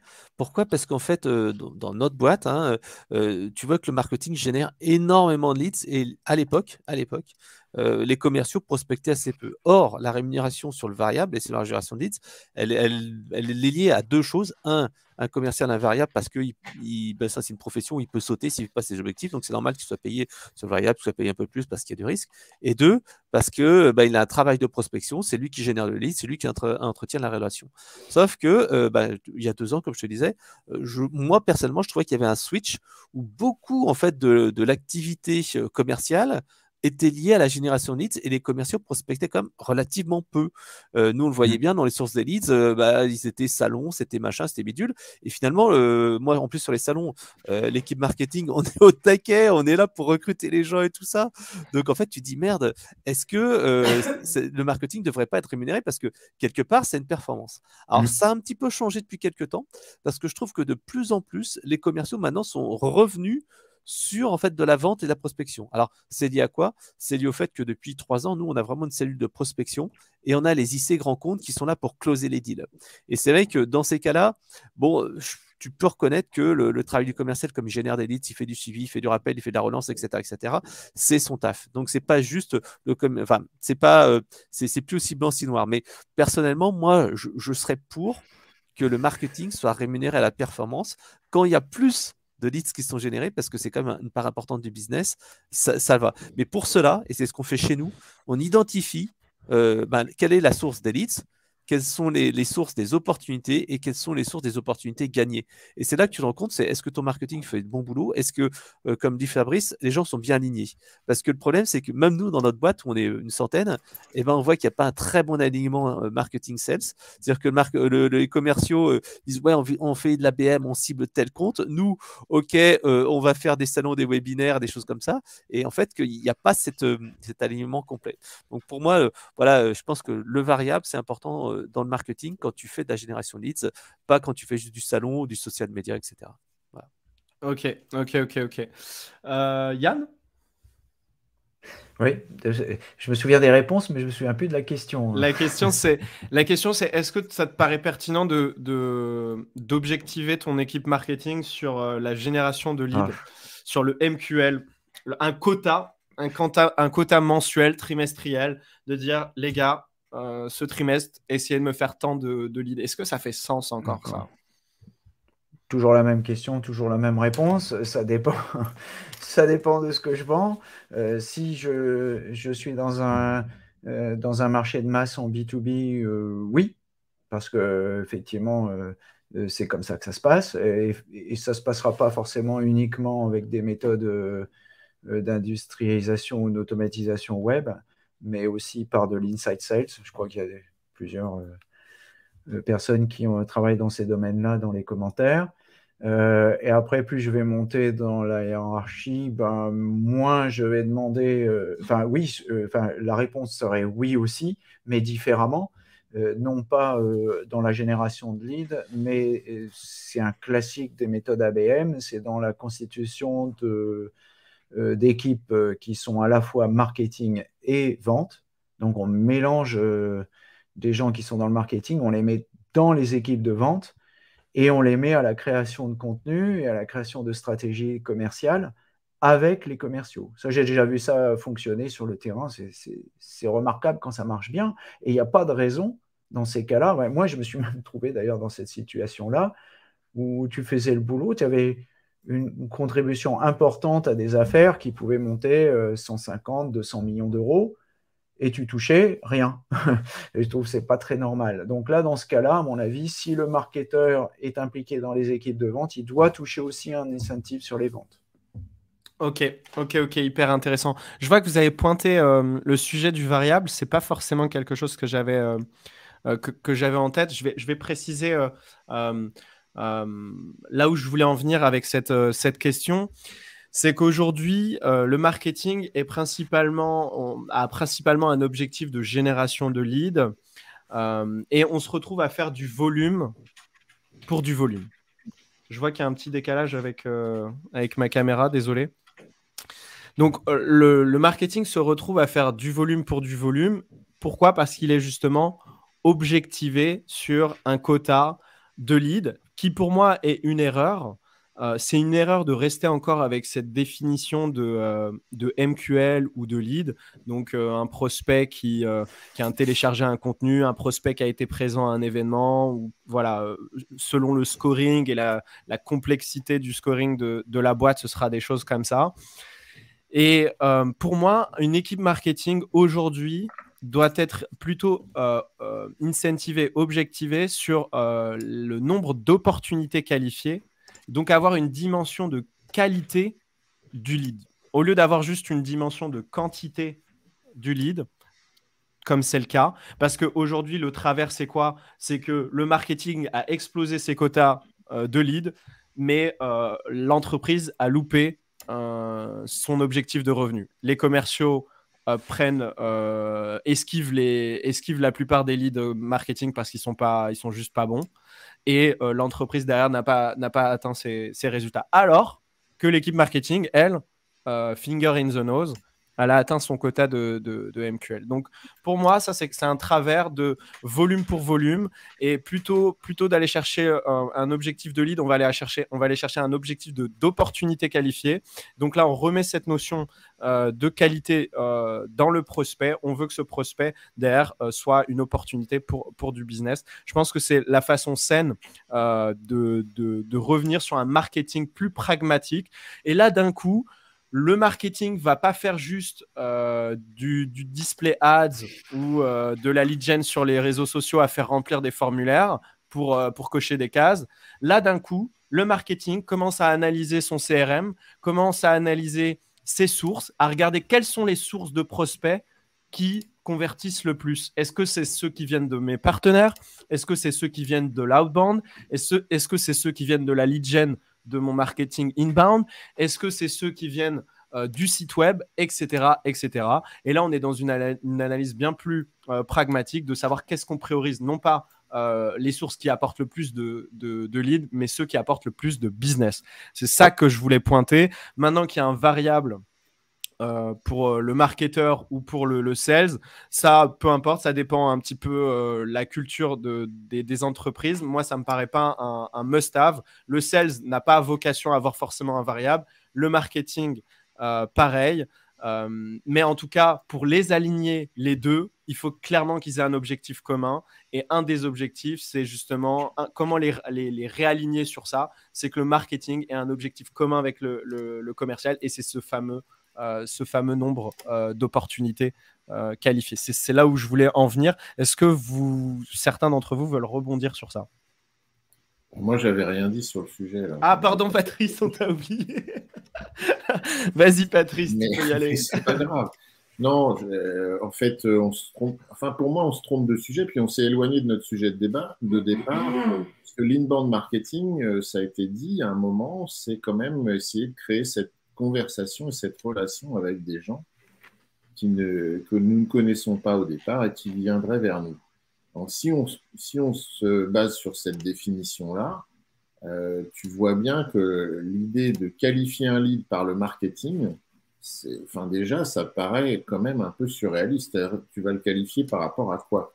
Par rapport à des contenus, donc là on a parlé de scoring tout à l'heure, par rapport à tes arguments, tes avantages produits, ta vision extrêmement pragmatique et rationnelle des choses. Or, ça a aussi été dit, ton client de toute façon est irrationnel. Donc, tu vas qualifier des choses qui sont qualifiables au sens vraiment, comment dire, logique et matériel des choses, mais tu vas pas du tout qualifier son envie, son désir. Or, c'est ce qu'on essaye de créer depuis le début. On s'est dit qu'on allait faire des contenus pour créer ce désir. On s'est dit que c'est ce désir qui allait nous permettre une relation de qualité, un échange, une conversation.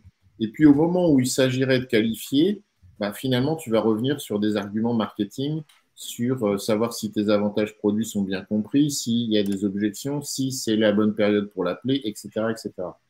Et moi, je te dis à ce moment-là que la qualification par le marketing, plus ça dure, elle aboutit forcément à un échec. Le commercial, une fois qu'il va arriver face à ton lead, il va se retrouver en difficulté parce qu'en fait, il n'y a eu aucune connexion réelle, humaine, émotionnelle, irrationnelle. Et donc, il a perdu cette vision du désir ou de l'envie. Donc, on est aligné. On devrait qualifier un petit peu plus sur quel est le niveau de désir ou d'envie que tu as généré. Exactement. Et le marketing devrait générer ce désir et cette conversation. Totalement. C'est le job du marketing, de toute façon.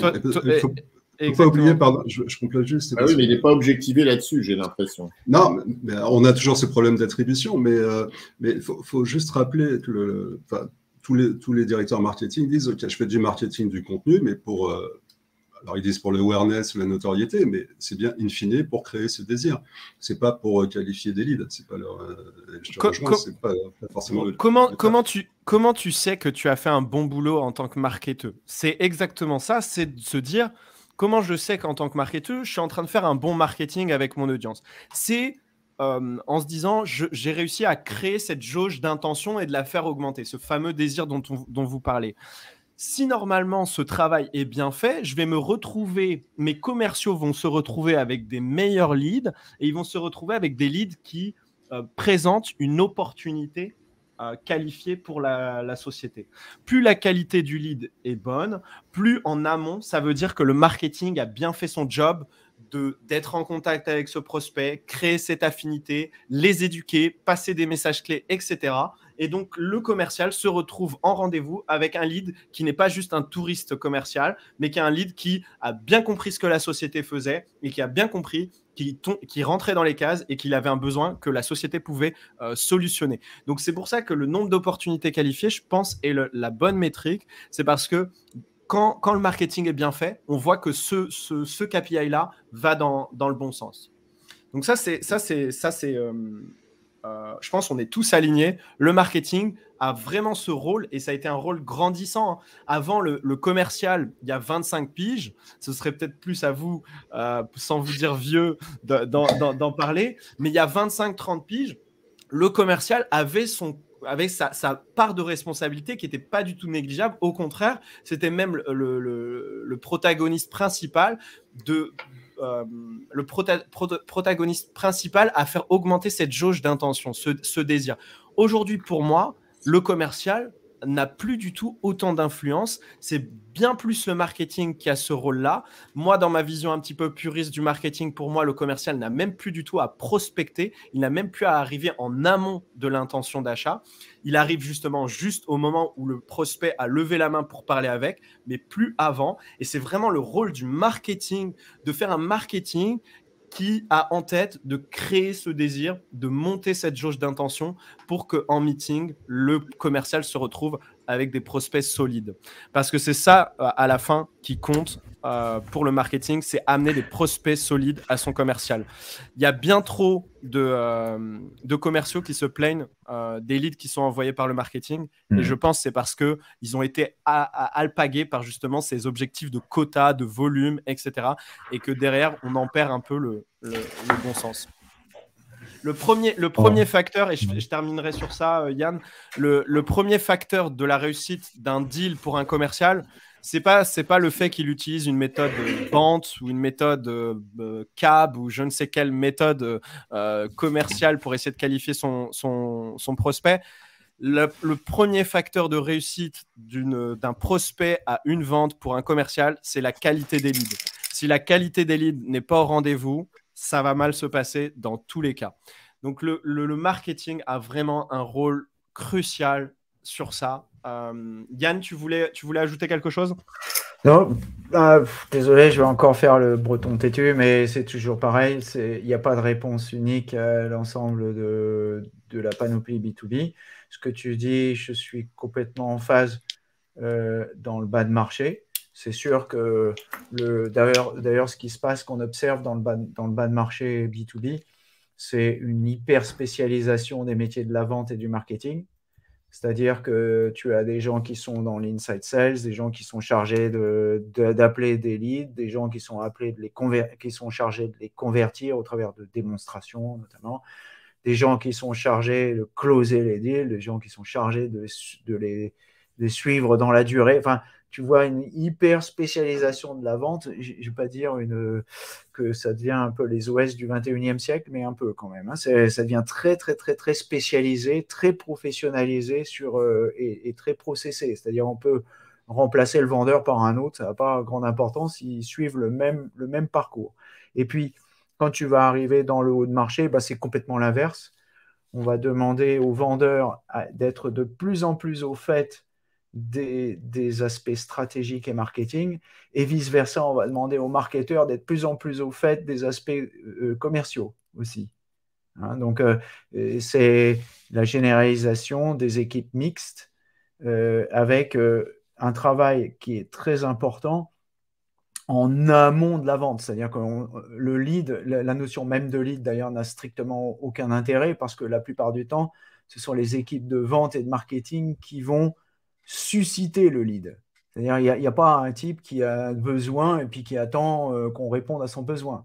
C'est l'équipe marketing et vente, c'est pour ça qu'ils ont besoin de travailler ensemble, qui va aller provoquer les prospects ou le réseau du prospect, parce qu'en ABM, on travaille beaucoup par réseau à la fois interne et étendu autour du client, et qui va susciter des problématiques, remuer le couteau dans la plaie, on va dire, hein, pour vraiment faire sortir des problématiques qui vont ensuite générer un besoin.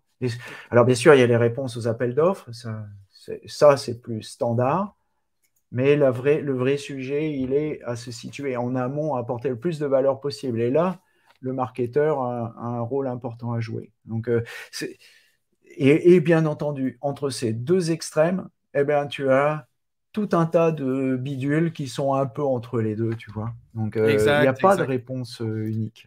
Désolé. Exact, c'est bien de le rappeler, Yann, merci. Effectivement, toujours prendre avec des pincettes et adapter le discours à son cas personnel.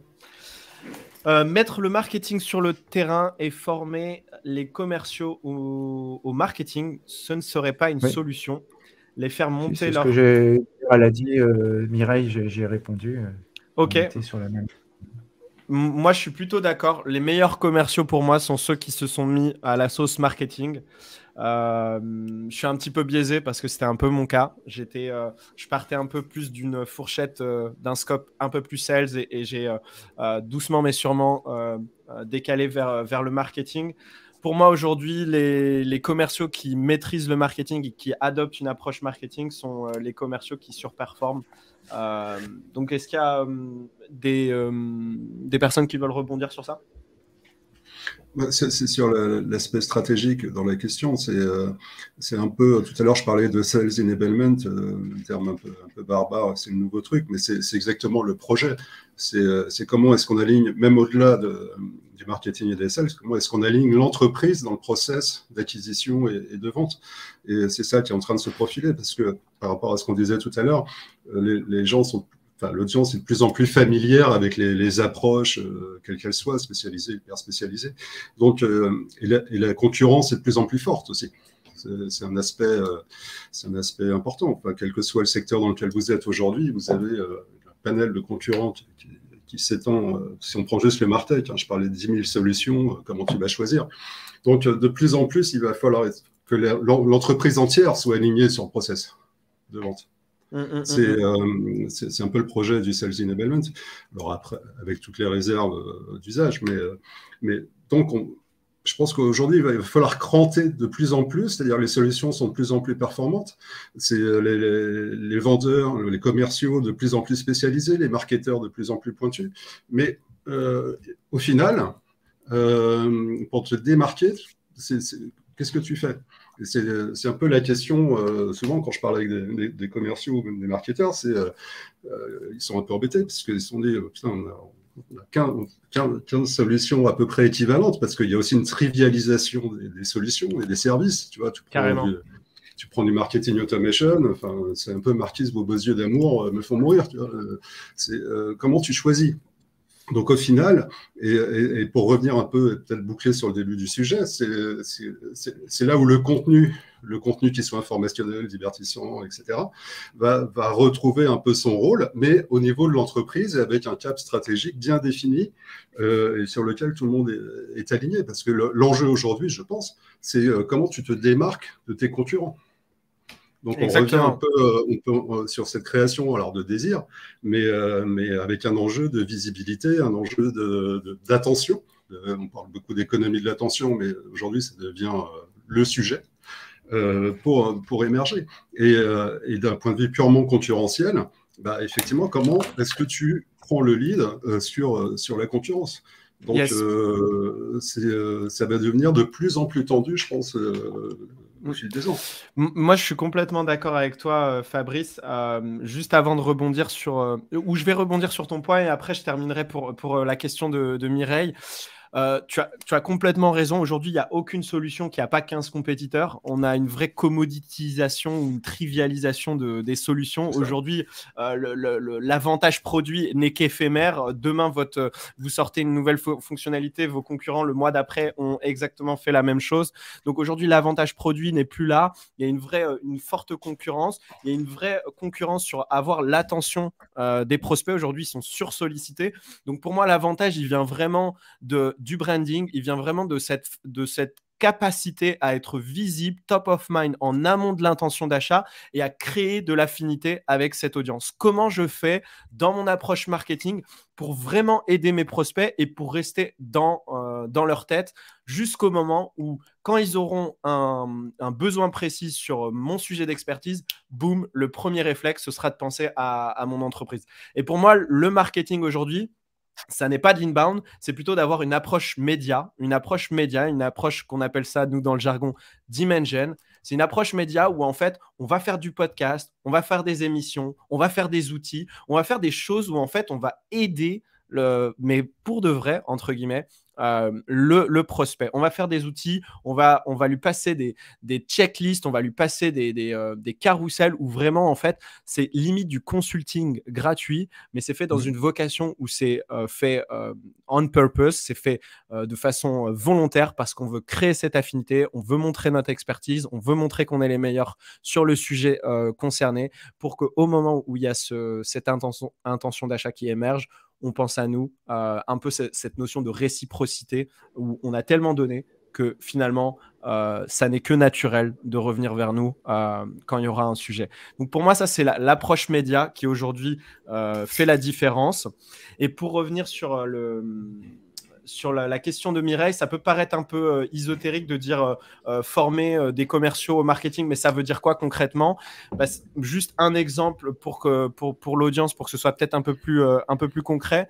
C'est par exemple justement avoir un podcast, proposer le fait d'avoir un podcast ou une émission, et au lieu que les sales approchent les prospects avec un pitch très classique de nous aidons les entreprises à faire X, Y, Z, et regardez, on a 3-4 logos trop cool qui montrent qu'on est trop fort sur ça. Est-ce qu'on peut discuter 20 minutes ensemble sur ce sujet-là? Au lieu d'avoir ce pitch très classique, très vente, on va plutôt permettre au commercial d'aborder le prospect plutôt d'une façon: on a un podcast sur un sujet X, on estime que vous faites partie des 10 meilleures entreprises expertes sur ce sujet-là ou pertinentes pour ce sujet-là. Est-ce que vous seriez intéressé pour venir dans ce podcast, échanger avec nous et amener ce prospect et créer ce premier point de contact, cette affinité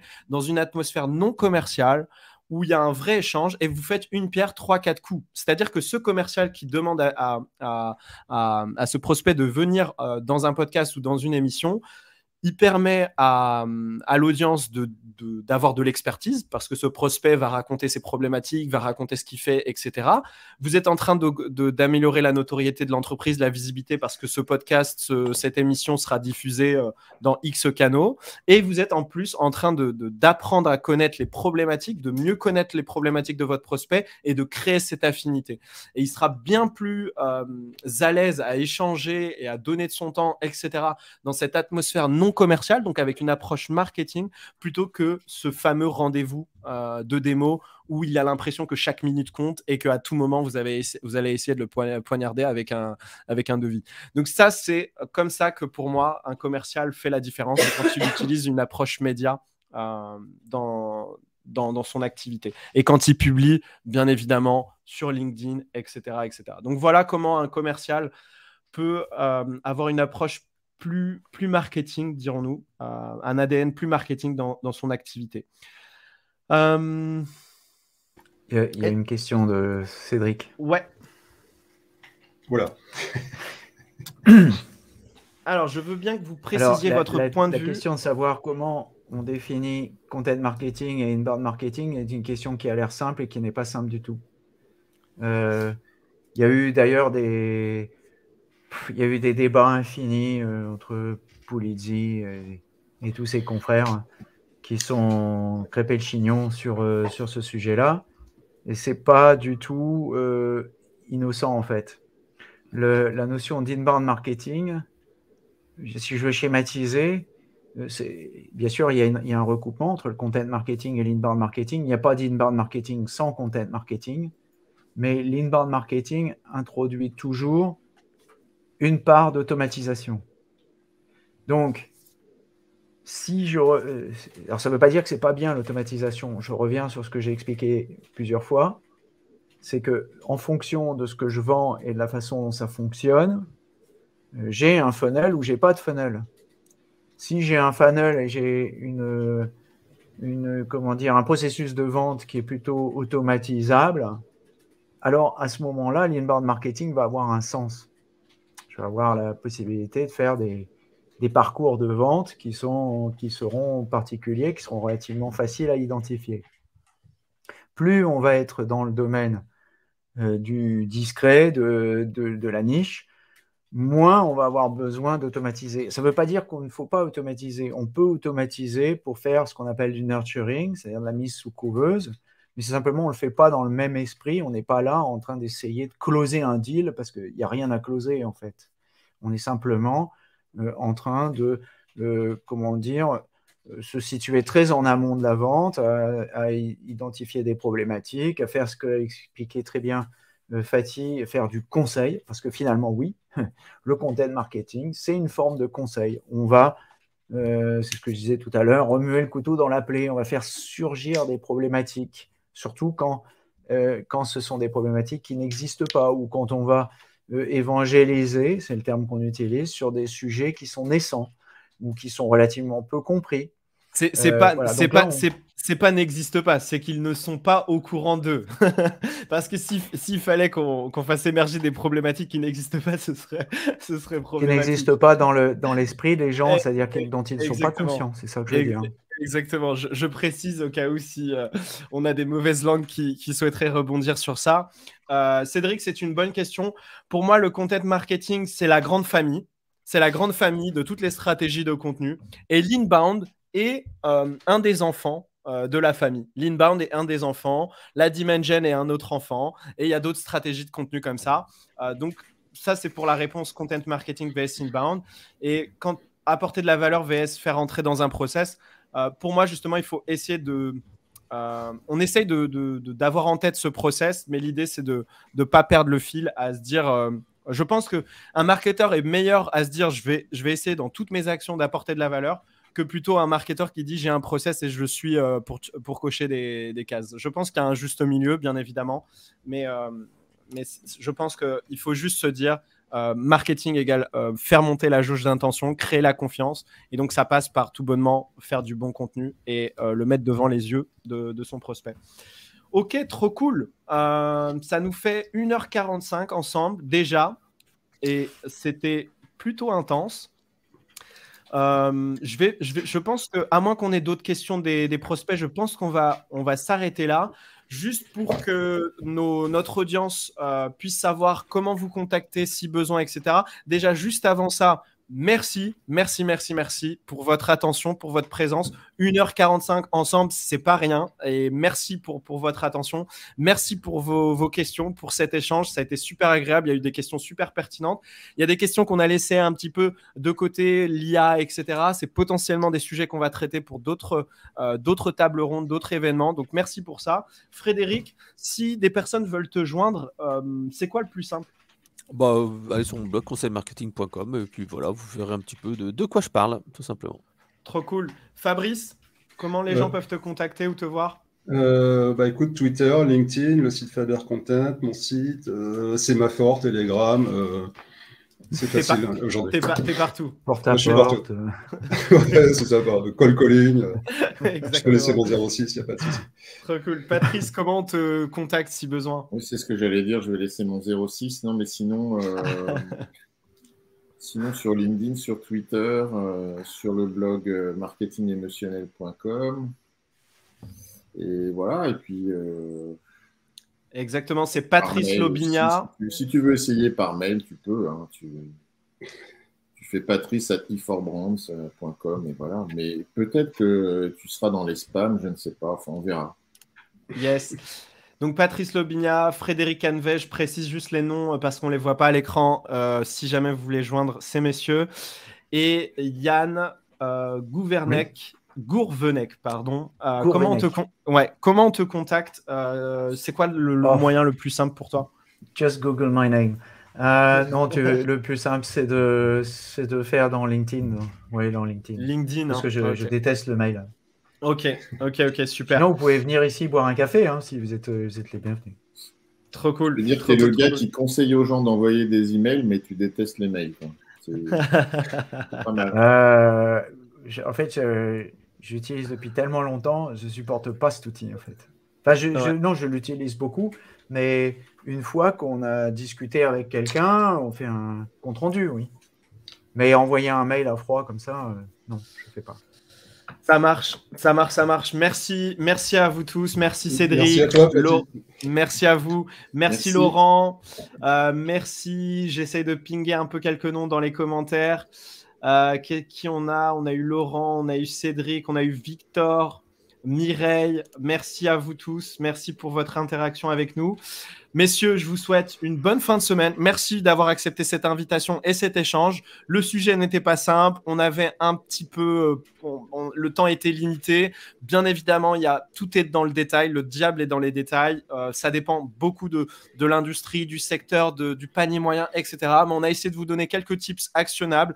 Donc, merci à vous. Et je vous dis à la prochaine. Passez une bonne fin de semaine. À bientôt. Merci à vous. Ciao. À bientôt. Merci à tous.